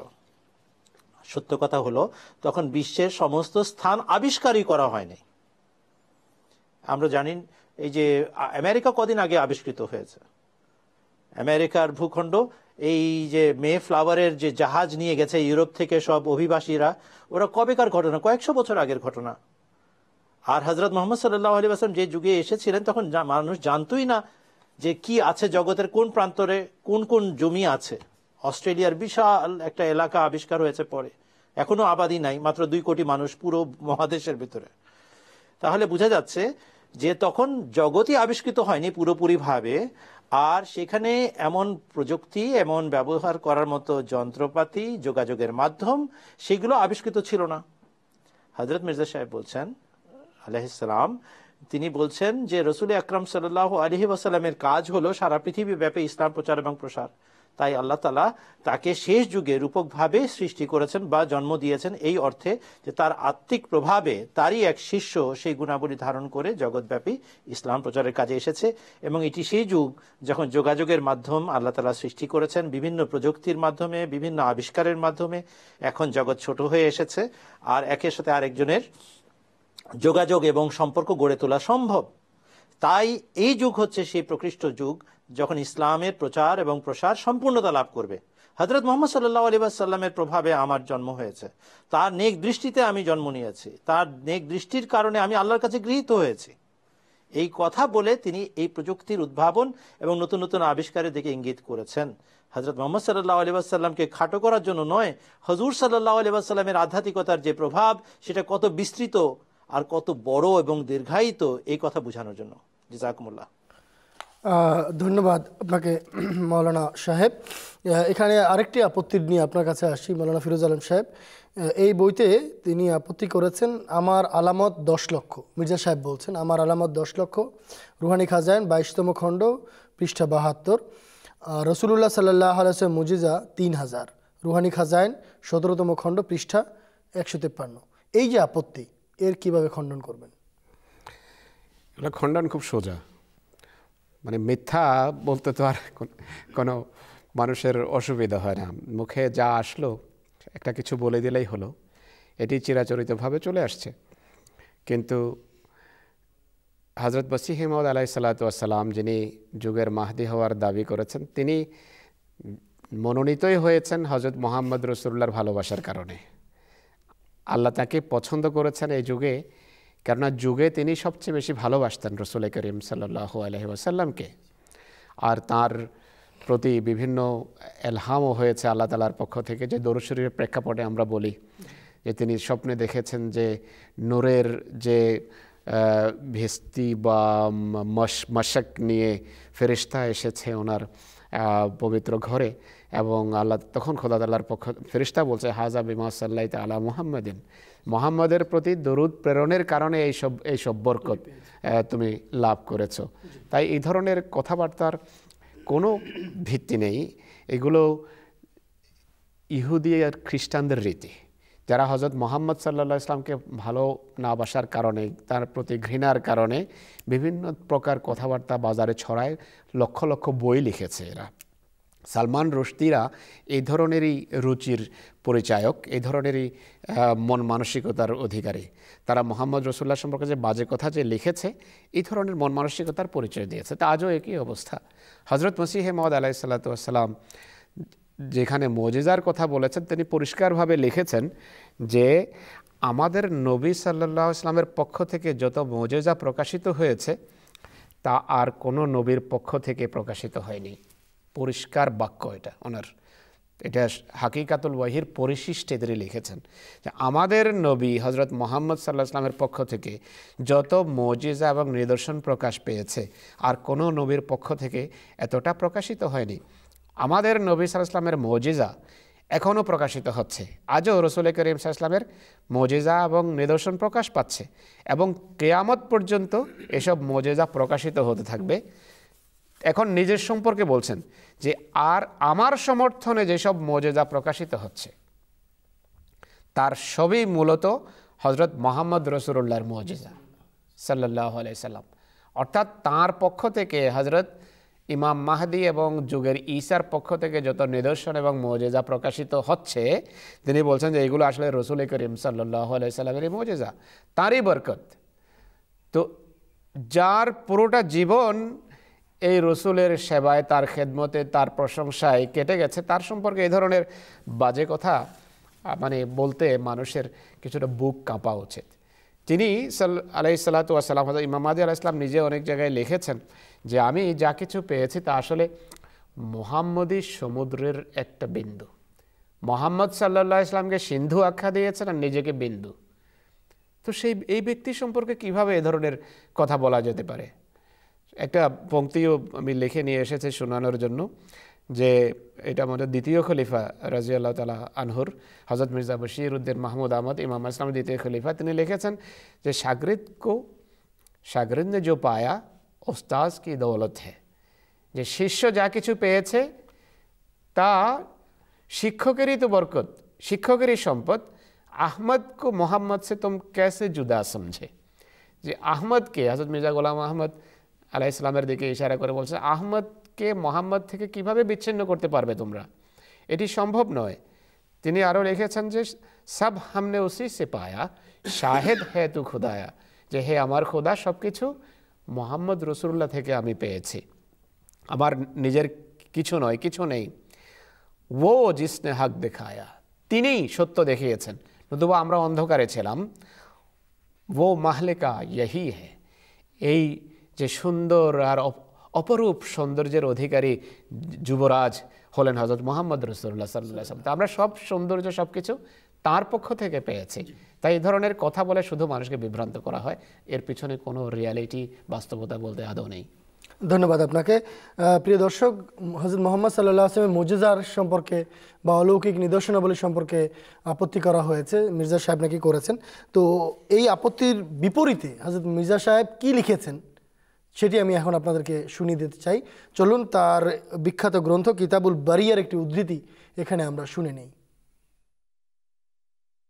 1898 সনে রচিত কিতাবুল বারিয়াহ পুস্তকে হযরত মসিহ মাউদ আলাইহিস সালাম বলেন, আমাদের নবী সাল্লাল্লাহু আলাইহি ওয়াসাল্লামের নিদর্শন এবং মুজিজা দুই প্রকার।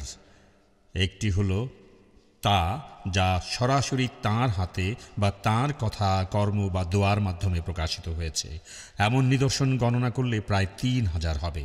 দ্বিতীয় প্রকার নিদর্শন হলো তা যা তাঁর উম্মতের মাধ্যমে সর্বযুগে প্রকাশ পেয়ে থাকে। এরূপ নিদর্শনাবলীর সংখ্যা লক্ষ লক্ষ হবে। এমন কোনো শতাব্দী অতিবাহিত হয়নি যাতে এমন নিদর্শন প্রকাশ পায়নি যেমনটি কিনা এ যুগে এই অধমের মাধ্যমে আল্লাহ তাআলা এই নিদর্শন প্রদর্শন করছেন। সেসব নিদর্শনের মাধ্যমে যার ধারা কোনো যুগেই বন্ধ হয় না। আমরা নিশ্চিত রূপে জানি আল্লাহ তাআলার সবচেয়ে বড় নবী এবং সর্বাধিক প্রিয় নবী হলেন জনাবে মুহাম্মদ মুস্তাফা সাল্লাল্লাহু আলাইহি ওয়াসাল্লাম। কেননা অন্যান্য নবীর উম্মত অন্ধকারে রমানিসায় নিমজ্জিত, তাদের হাতে শুধু অতীতের কল্পকাহিনীই রয়ে গেছে। কিন্তু এই উম্মত সব সময় আল্লাহ তাআলার পক্ষ থেকে নিত্য নতুন নিদর্শন পেয়ে থাকে। এই কারণে এই উম্মতের বেশিরভাগ তত্ত্বজ্ঞানী এমন যারা আল্লাহর সত্তায় এরূপ দৃঢ় বিশ্বাস রাখেন যেন তারা আল্লাহকে চাক্ষুষ দেখছেন। আল্লাহ তাআলা সম্পর্কে এরূপ দৃঢ় বিশ্বাস অন্যান্য জাতির ভাগ্যে জোটেনি। তাই আমাদের হৃদয় এই সাক্ষ্য দেয় যে কেবল ইসলামই সত্য এবং সঠিক ধর্ম। আমরা হযরত ঈসা আলাইহিস ইসলামের কোনো নিদর্শন দেখিনি। পবিত্র কোরআন যদি সাক্ষ্য না দিত তাহলে আমাদের জন্য এবং সকল গবেষকদের জন্য তাকে সত্য নবী মনে করা সম্ভব ছিল না। কেননা কোনো ধর্মে যখন শুধু গল্প ও কাহিনী অবশিষ্ট থেকে যায় তখন সেই ধর্মের প্রতিষ্ঠাতা বা অনুসরণীয় নেতার সত্যতা সেই সব কাহিনীর ভিত্তিতে নিশ্চিত রূপে প্রমাণিত হতে পারে না। এর কারণ হলো শত শত বছরের পুরনো কাহিনী নিজের মাঝে মিথ্যার উপকরণও রাখে, বরং অধিকাংশ ক্ষেত্রে তা মিথ্যা হওয়ারই সম্ভাবনা থাকে। কেননা পৃথিবীতে মিথ্যারই আধিক্য। তাই আন্তরিক বিশ্বাসের সাথে সেসব কাহিনীকে কিভাবে সঠিক ঘটনা বলে গ্রহণ করা যেতে পারে? কিন্তু আমাদের মহানবী সাল্লাল্লাহু আলাইহি ওয়াসাল্লামের নিদর্শনাবলী শুধু কাহিনীর আদলে নয়, বরং আমরা তাঁর সাল্লাল্লাহু আলাইহি ওয়াসাল্লামের আনুগত্যের কল্যাণে এমন নিদর্শন স্বয়ং লাভ করে থাকি। কাজেই দর্শন পর্যবেক্ষণের কল্যাণে আমরা নিশ্চিত বিশ্বাসের পর্যায়ে উপনীত হই। অতএব এই সম্পূর্ণ এবং পবিত্র নবীর মর্যাদা কত মহান, যাঁর নবুয়ত সকল যুগে সত্যসন্ধানীদের নিত্য নতুন প্রমাণাদি উপহার দিয়ে থাকে। আর আমরা নিরবিচ্ছিন্ন নিদর্শনের কল্যাণে এমন মহান মর্যাদায় উপনীত হই যেন আমরা আল্লাহ তাআলাকে স্বচক্ষে দেখি। অতএব ধর্ম সেটিকেই বলা হয়, আর সত্য নবী তিনি যার সত্যতার বসন্ত নিত্য নতুন রূপে সর্বদা দৃশ্যমান। তাই কেবল এমন কাহিনীর উপর নির্ভর করা বুদ্ধিমানের কাজ নয় যাতে সহস্র সহস্র ধরনের সংযোজন বা বিয়োজনের আশঙ্কা থেকে যায়। পৃথিবীতে শত শত মানুষকে খোদা বানানো হয়েছে। শত শত পুরনো কাহিনীর উপর নির্ভর করে এসব লোককে অলৌকিক ক্রিয়া প্রদর্শনকারী হিসাবে মানা হয়। কিন্তু আসল কথা হলো প্রকৃত নিদর্শন প্রদর্শনকারী তিনি, যার নিদর্শনের ভাণ্ডার কখনো ফোরায় না। কাজেই সেই মহান ব্যক্তি হলেন আমাদের নেতা ও মনিব মহানবী সাল্লাল্লাহু আলাইহি ওয়াসাল্লাম। আল্লাহ তাআলা সব যুগে এই কামেল ও পবিত্র নবীর নিদর্শন প্রদর্শনের জন্য কাউকে না কাউকে প্রেরণ করেছেন, আর এ যুগে মসিহ মাউদ নাম দিয়ে আমাকে পাঠিয়েছেন। দেখো, আকাশ থেকে নিদর্শন প্রকাশিত হচ্ছে, আর বিভিন্ন প্রকার অলৌকিক বিষয়াদি সংঘটিত হচ্ছে। প্রত্যেক সত্য সন্ধানী আমাদের কাছে অবস্থান করে নিদর্শনাবলী প্রত্যক্ষ করতে পারে, সে খ্রিস্টান বা ইহুদি বা আর্য যেই হোক। আর এই সবই আমাদের মহানবী সাল্লাল্লাহু আলাইহি ওয়াসাল্লামের কল্যাণ ধারা। কিতাবুল বারিয়াহ, রুহানি খাজাইন, ১৩তম খণ্ড, পৃষ্ঠা ১৫৪ থেকে ১৫৭। প্রিয় দর্শক, হযরত মসিহ মাউদ আলাইহিস সালাতু ওয়াস সালামের সুস্পষ্ট বক্তব্য আমরা শুনলাম। তিনি যা কিছু পেয়েছেন মহানবী সাল্লাল্লাহু আলাইহি ওয়াসাল্লামের মাধ্যমেই পেয়েছেন। এই কল্যাণ ধারার মূল উৎস তিনি, তার কাছ থেকেই আমরা সব কল্যাণ পেয়ে থাকি। এত সুস্পষ্ট বক্তব্য সত্ত্বেও যারা আমাদের উপরে আপত্তি করে তাদের বিষয়টি একটু ভেবে দেখা উচিত। আমি এখানে একটি ফোন লাইন দেখতে পাচ্ছি। সেতু চিটাগং থেকে আছেন লাইনে। আসসালামু আলাইকুম। জি, আসসালামু আলাইকুম। ওয়ালাইকুম আসসালাম। চট্টগ্রাম থেকে সেতু বলছিলাম। জি বলুন। জি, আমার প্রশ্ন হচ্ছে যে আমার এক যে রিপাবলিক আমাকে দুইটা কোশ্চেন করছিল। জি। সে হাটহাজারী মাদ্রাসার একটা স্টুডেন্ট। জি। তো প্রশ্ন দুটার আমি এখানে দিতে যাচ্ছি অ্যান্সারটা জানার জন্য। প্রথম প্রশ্নটা হচ্ছে যে প্রত্যেক নবী যে স্থানে মারা গেছেন তার দাফন সেই স্থানেই করা হয়েছে। আচ্ছা। ইতিহাস থেকে জানা যায় যেখানে নবী মারা গেছে সেই স্থানে তার দাফন করা হয়েছে। কিন্তু মির্জা সাহেবের দাফন কেন বাটালা থেকে কাদিয়ান নিয়ে আসা হলো লাশ দাফনের জন্য? আচ্ছা। দ্বিতীয় প্রশ্নটি হচ্ছে আমার যে কোন নবী আসমানি কিতাব ছাড়া কোনো কিতাব লেখেননি। আচ্ছা। কিন্তু মির্জা সাহেব কিভাবে ৮৮টা কিতাব লিখলেন? আচ্ছা, ধন্যবাদ। সেতু সাহেব প্রশ্ন পেয়ে গেছি। মাওলানা আব্দুল আউয়াল সাহেব শুনেছেন হয়তো, আমি আবার বলে দিচ্ছি। ইতিহাস থেকে জানা যায় প্রত্যেক নবী যেখানে মারা গেছেন সেখানেই সমাহিত হয়েছেন। মির্জা সাহেব কেন কাদিয়ানে সমাহিত হলেন? আর সব নবী তারা তো আল্লাহর যে ঐশী গ্রন্থ তাছাড়া অন্য কোনো বই লেখেননি, তো মির্জা সাহেব কেন 88টি বই লিখলেন? ধন্যবাদ। প্রথম প্রশ্নের উত্তর হলো, এমন কোনো বাধা ধরা নিয়ম নাই যে নবী যেখানে মারা যাবেন সেখানেই দাফন হবেন। এই কথাটা একমাত্র হজরত মোহাম্মদ সাল্লাল্লাহু আলাইহি ওয়াসাল্লামের জন্যই বিশেষভাবে প্রযোজ্য, আর এই অর্থেই তিনি এই কথা বলেছিলেন। হুজুর সাল্লাল্লাহু আলাইহি ওয়াসাল্লাম বলেছিলেন, আমি যেখানে মারা যাব সেখানে আমার দাফনের ব্যবস্থাটা করে দিও। তার লাশ সেই জন্য সেখান থেকে বের করা হয়নি, সেখানে কবর করা হয়েছে, সেখানেই দাফন করা হয়েছে। আর এটি হচ্ছে হজরত আয়েশা সিদ্দিকা রাদিয়াল্লাহু আনহার হুজরা। দ্বিতীয় অংশটি হচ্ছে হজরত রসুল আকরাম সাল্লাল্লাহু আলাইহি ওয়াসাল্লামের জন্য বিশেষভাবে এই নিয়ম সাব্যস্ত, এই কথা সাব্যস্ত হওয়ায় হজরত মির্জা গোলাম আহমদ কাদিয়ানী আলাইহিস সালাতু ওয়াস সালাম যদি লাহোর থেকে কাদিয়ানে তার লাশ মোবারক স্থানান্তরিত হয়ে থাকে, আপত্তির আর কিছু থাকে না। কথা বলা সহজ, কিন্তু এই নিয়মটি সাব্যস্ত করা সম্ভব নয়। এই জন্য যারা দাবি করছেন যে নবী যেখানে মারা গেছে সেখানেই দাফন হয়েছে, এটা তাদের দায়িত্ব বর্তায় এই প্রমাণটা দেওয়ার জন্য। আমরা বলছি এটা হজরত মুহাম্মদ সাল্লাল্লাহু আলাইহি ওয়াসাল্লামের জন্যই বিশেষভাবে কথাটি বর্ণিত হয়েছে। রইল আকাশ ঐশী কিতাব রচনা করা ছাড়া, লেখা ছাড়া আর তারা কোনো বই লেখেননি, এই কথাটা ভালো করে বুঝে নেওয়া দরকার। মাদ্রাসা পড়া একজন ব্যক্তি বা ছাত্র যদি এই কথা বলেন, তাহলে আমি তাকে প্রশ্ন করতে চাই, হজরত মুহাম্মদ সাল্লাল্লাহু আলাইহি ওয়াসাল্লামের যুগে কি কোরআন শরীফ লিখিত আকারে প্রকাশিত হয়েছিল? নবীকে নিজ জীবদ্দশায় বাধাই করা বইটি দেখে গিয়েছিলেন? দেখে যান নাই। হজরত জায়দ বিন সাবিত রাদিয়াল্লাহু আনহুর নেতৃত্বে হজরত আবু বকর সিদ্দিকের যুগে হজরত উমরের পরামর্শে একটি টিম গঠন করা হয়, যেটার কাজ ছিল দুজন সাক্ষী এমন গ্রহণ করতে হবে যারা মৌখিকভাবে কোরআন শরীফের আয়াত বর্ণনা করবেন, আর একজন লিখিত আকারে সেটাকে উপস্থাপন করবেন। গাছের ছালে, কোনো হাড্ডির উপরে, কোনো পাথরে কোথাও লেখা থাকতে হবে, আর দুইজনকে মৌখিকভাবে সাক্ষী দিতে হবে, তবে গিয়ে সেটি কোরআন শরীফের আয়াত হিসাবে সংকলিত হয়েছে। এত কড়া শর্তে কোরআন শরীফের হেফাজত করানো হয়েছে রাসূল আকরাম সাল্লাল্লাহু আলাইহি ওয়াসাল্লামের মৃত্যুর পর। হযরত মুহাম্মদ সাল্লাল্লাহু আলাইহি ওয়াসাল্লামের জীবদ্দশায় আসমানি কিতাব লিখিত আকারে প্রকাশিত হয়নি। অতএব আপনার প্রশ্নটি সঠিক নয়। হ্যাঁ, আপনার এই প্রশ্নটা অবশ্যই গ্রহণযোগ্য যে আর কোনো নবী তো এত লেখালেখির কাজ করেন নাই যত হযরত আকদাস ইমাম মাহদী আলাইহিস সালাতু ওয়াস সালাম করে গেছেন। এটার উত্তর হলো এই যে, যে ধরনের যুগ আল্লাহ তাআলা সেই নবীর জন্য বেছে নেন বা তার জন্য ধার্য করেন, সেই ধরনের যুগের চাহিদা অনুযায়ী নবী কাজ করেন। হযরত মুসা আলাইহিস সালাতু ওয়াস সালামের যুগে জাদু উটোনা বা জাদুর কাজ একটা বিরাট মাধ্যম ছিল জনগণের মাঝে নিজেদের প্রভাব বিস্তার করার। আল্লাহ তাআলা সেই কাজ তাকেও নিদর্শন সেই আঙ্গিকে দান করেছিলেন। হযরত ঈসা আলাইহিস সালামের যুগে যে ধরনের চাহিদা ছিল ম্যাসমেরিজমের বা যেটাকে বাংলাতে বলা হয় কি ওই যে হিপনোটিজম, এখনকার মতো ইংরেজি শব্দটাই থাক, হিপনোটিজম অ্যান্ড ম্যাসমেরিজমের তখন নিদর্শন প্রচলিত ছিল এবং চর্চা ছিল। আল্লাহ তাআলা হযরত ঈসা আলাইহিস সালাতু ওয়াস সালামকে তখনকার যুগের চাহিদা অনুযায়ী সম্মোহনী শক্তি প্রয়োগ করে যে সমস্ত কাজ করা হয়, হযরত ঈসা আলাইহিস সালাতু ওয়াস সালামকে সেইখানে তাকে অনেক ধরনের যোগ্যতা এবং পারদর্শিতা দান করেছিলেন। হযরত মুহাম্মদ সাল্লাল্লাহু আলাইহি ওয়াসাল্লামের যুগে যে ধরনের অবস্থা এবং প্রয়োজন ছিল, আল্লাহ তাআলা তাকে সেই ধরনের নিদর্শন দান করেছিলেন।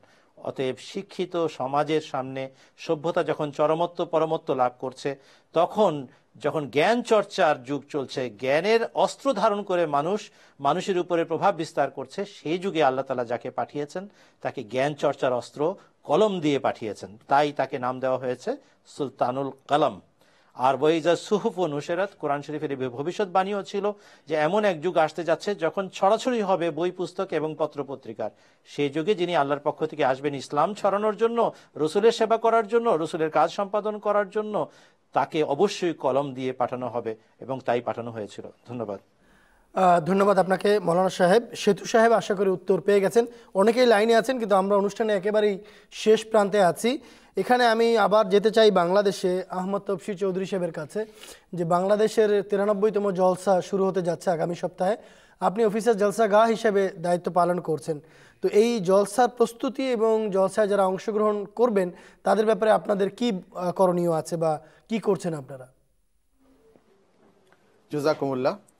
আমরা জানি যে এই যে আমরা জলসা করে থাকি প্রতি বছর, এটি হযরত ইমাম মাহদী আলাইহিস সালাম 1891 সালে প্রথম আল্লাহ তাআলার নির্দেশে কাদিয়ানে এই জলসার ভিত্তি স্থাপন করেছিলেন এবং তারই ধারাবাহিকতায় বিশ্বের বিভিন্ন দেশে আজ জাতীয় জলসা হচ্ছে, স্থানীয় জলসা হচ্ছে, বিভিন্ন সেটা হচ্ছে মূল জলসারই ছায়া হিসেবে এই জলসাগুলো হয়ে থাকে। অতএব এই জলসার বরকতও রয়েছে। হযরত ইমাম মাহদী আলাইহিস সালাম যারা এই জলসায় যোগদান করেছে তাদের জন্য অনেক দোয়া করেছেন এবং যারা এই জলসায় যোগদান করে প্রত্যেকেই সেই দোয়ার ভাগিদার হন। তো সেই হিসেবে এই জলসায় যোগদান অত্যন্ত গুরুত্বপূর্ণ আমাদের জন্য। যারাই এই জলসায় যোগদান করব তারা সেই দোয়ার, ইমাম মাহদী আলাইহিস সালামের দোয়ার সেই যে ফায়েজ বা ভাগিদার আমরা হব সেটা থেকে। দ্বিতীয় বিষয় হচ্ছে যে এই বছর আল্লাহ তাআলার ফজলে যদিও আমাদের 93তম সালানা জলসা, কিন্তু বাংলাদেশে এই জলসা অনুষ্ঠানের শতবর্ষ আমরা উপনীত হয়েছি। 1917 সালে সর্বপ্রথম ব্রাহ্মণবাড়িয়াতে আমাদের জলসা হয়েছিল এবং আজ 2017 সাল, সেই হিসেবে 100 বছর আমাদের পূর্ণ হচ্ছে বাংলাদেশের জলসার। তো এটাও একটা আমাদের জন্য অত্যন্ত তাৎপর্যপূর্ণ বিষয়। জলসায় আসার জন্য আমাদেরকে, আমরা জানি যে আমাদের সীমাবদ্ধতা রয়েছে, বিশেষ করে আমাদের বাধ্য হয়ে বকশীবাজারে আমাদের জলসা করতে হচ্ছে। আমরা দুবার বাইরে চেষ্টা করেছি কিন্তু বিরোধিতার কারণে আমাদেরকে সমস্যা পড়তে হয়েছে, যার জন্য আমাদেরকে বকশীবাজারেই জলসা করতে হচ্ছে। আমাদের সদস্যরা আসতে চান কিন্তু আমরা এখানে স্থান সংকুলান করতে পারি না। তারপর আল্লাহ তাআলার ফজলে প্রতি বছর আমাদের আসেন, নারী পুরুষ সবাই এখানে আসার চেষ্টা করেন। তো যেটা আমাদের প্রধান জলসার উদ্দেশ্য হচ্ছে, প্রথম হচ্ছে যে আল্লাহ তাআলার সন্তুষ্টি অর্জন করা এবং ইমাম মাহদী আলাইহিস সালামের যে দোয়া সেটার ভাগিদার হওয়া। তারপরে যে বিভিন্ন জ্ঞান গর্ভ বক্তৃতাগুলো হয় সেগুলা থেকে শিক্ষা গ্রহণ করা। অতএব যারা এই জলসায় যোগদান করবেন, আমাদের উদ্দেশ্য যদি এটা হয় যে আমরা আল্লাহ তাআলার সন্তুষ্টির জন্য আমরা এই জলসায় যোগদান করছি, আমাদের ইমানের বৃদ্ধি হবে সারা বছর, যে আমরা যে চেষ্টাগুলো করেছি, যে এক্সারসাইজগুলো করেছি সেগুলোর পরিপূর্ণতা এবং নতুন কিছু আমরা এখান থেকে নিয়ে যাব, এই উদ্দেশ্যটা আমাদের সামনে নিয়ে যারা জলসায় তারা আসবেন, তারা এই উদ্দেশ্যটা সামনে নিয়ে আসবেন। দ্বিতীয় বিষয় হচ্ছে যে দুদিক থেকে যে হুজুর জলসায় যারা যোগদান করেন এবং যারা জলসায় সেবা দেন তাদের সম্বন্ধে প্রতি বছর দিক নির্দেশনা দিয়ে থাকেন। বিশেষ করে যুক্তরাজ্যের যে জলসা হয় তখন হুজুর এটা বলে থাকেন। তো আমাদেরকে সেটা মাথায় রাখতে হবে যে আমরা একটু কষ্ট স্বীকার করে হলেও আমাদের যে সীমাবদ্ধতার মধ্যে যতটুকু সম্ভব আমরা সেই সেবা দেওয়ার চেষ্টা করব।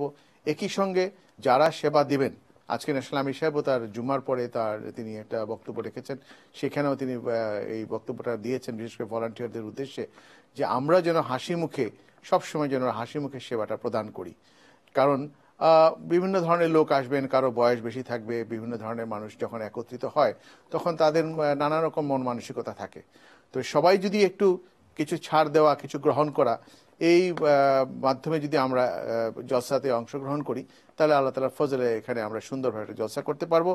আর এই বিষয়ে আমরা একটি দিক নির্দেশনা ইতিমধ্যে বিভিন্ন জামাতে আমরা দিয়ে দিয়েছি, সেখানে সেই বিষয়গুলো বলা হয়েছে। নিরাপত্তার বিষয়টা আমাদেরকে দেখতে হবে যাতে কোনো ধরনের কেউ দুষ্ট লোক যেন সুযোগ না নেয়। আল্লাহ তাআলা সেই বিষয়ে প্রশাসন আমাদেরকে যথেষ্ট সহযোগিতা করছেন এবং তারাও আমাদেরকে খুবই সহযোগিতা দিচ্ছেন। কিন্তু সবচেয়ে বড় কথা হচ্ছে আমাদের নিজেদের নিরাপত্তা নিজেদেরকে বিধান করতে হবে এবং সেই জন্য যারা জলসায় আসবেন প্রত্যেকে যদি আমরা সজাগ থাকি সেই দিকে তাহলে ইনশাআল্লাহ আমরা সুন্দরভাবে জলসা করতে পারবো। পরিষ্কার পরিচ্ছন্নতা একটা বিষয় আছে, আমাদেরকে পরিষ্কার পরিচ্ছন্নতার দিকে খেয়াল দিতে হবে। যত্রতত্র আমাদের কিছু অভ্যাস এখন আমরা সেইভাবে হয়ে উঠতে পারিনি, যেখানে সেখানে কাগজ ফেলে দেওয়া, ময়লা ফেলে দেওয়া, এই বিষয়গুলো যেন আমরা না ফেলি, এই বিষয়ে আমাদেরকে সতর্ক থাকতে হবে। জানানো হয়েছে যে অনুষ্ঠানের সময় প্রায় শেষ, আমরা স্টুডিওতে ফিরে আসছি। সুই দর্শক, এই যে অশান্ত পরিস্থিতি সারা বিশ্বে সর্বত্র বিরাজমান, আলোচনায় উঠে এসেছে, এর থেকে মুক্তির উপায় কি, এই সম্পর্কে হযরত মসিহ মাউদ আলাইহিস সালামের ছোট্ট একটি উদ্ধৃতি শুনিয়ে আজকে অনুষ্ঠান শেষ করব। চলুন শুনে নেওয়া যাক। পৃথিবী আমাকে গ্রহণ করতে পারে না, কেননা আমি পৃথিবী হতে নই। কিন্তু যাদের প্রকৃতিতে সে জগতের অংশ দেয়া হয়েছে তারা আমাকে গ্রহণ করে এবং করবে। যে আমাকে পরিত্যাগ করে সে তাঁকে পরিত্যাগ করে যিনি আমাকে প্রেরণ করেছেন। আর যে আমার সাথে সম্পর্কের বন্ধন রচনা করে আসলে সে তাঁর সাথেই সম্পর্ক স্থাপন করে যার পক্ষ থেকে আমি এসেছি। আমার হাতে একটি প্রদীপ আছে, যে আমার কাছে আসে সে অবশ্যই সে আলো থেকে জ্যোতি লাভ করবে। কিন্তু যে ব্যক্তি সন্দেহ ও কুধারণার বশবর্তী হয়ে দূরে সরে যায়, সে ঘোর অমানিসায় নিক্ষিপ্ত হবে। আমি এ যুগের নিরাপদ দুর্গ, যে আমাতে প্রবেশ করবে সে চোর, ডাকাত ও হিংস্র প্রাণী থেকে নিজেকে রক্ষা করবে। ফতে ইসলাম, রুহানি খাজায়েন, 3য় খণ্ড, পৃষ্ঠা 34। প্রিয় দর্শক, আমরা হযরত মসিহ মাউদ আলাইহিসসালামের বক্তব্য শুনলাম। এই যুগের দুর্ভেদ্য দুর্গ তিনি, তার দুর্গে আশ্রয় নিলে পরেই আমরা এই অশান্তি এবং হিংস্র জন্তু জানোয়ারের আক্রমণ থেকে রক্ষা পেতে পারি। প্রিয় দর্শক, আজকের অনুষ্ঠান আমাদের এখানেই শেষ হচ্ছে। যারা বিজ্ঞ আলোচকবৃন্দ ছিলেন তাদের সবাইকে ধন্যবাদ, এবং যারা এই অনুষ্ঠানকে সফল করার জন্য কাজ করেছেন তাদেরকেও ধন্যবাদ, এবং আপনারা যারা ফোন করেছেন তাদেরকেও ধন্যবাদ। যাদেরকে সুযোগ দিতে পারেনি, আগামীকাল এবং পরশুদিন এই অনুষ্ঠানে আবার উপস্থিত হব। আপনাদেরকে আগামীকাল এবং আগামী পরশুদিন এই অনুষ্ঠানে যোগ দেওয়ার জন্য আমন্ত্রণ জানাচ্ছি। আগামীকাল বাংলাদেশ সময় মোতাবেক সন্ধ্যা 8টায় আমাদের অনুষ্ঠান হবে, এবং ইংল্যান্ডের সময় মোতাবেক দুপুর 2টায়। ইনশাআল্লাহ আগামীকাল দেখা হবে, এই আশাবাদ রাখছি। আসসালামু আলাইকুম ওয়া রাহমাতুল্লাহি ওয়া বারাকাতুহু। أعوذ بالله من الشيطان الرجيم وقل الحق من ربكم فمن شاء فليؤمن ومن شاء فليكفر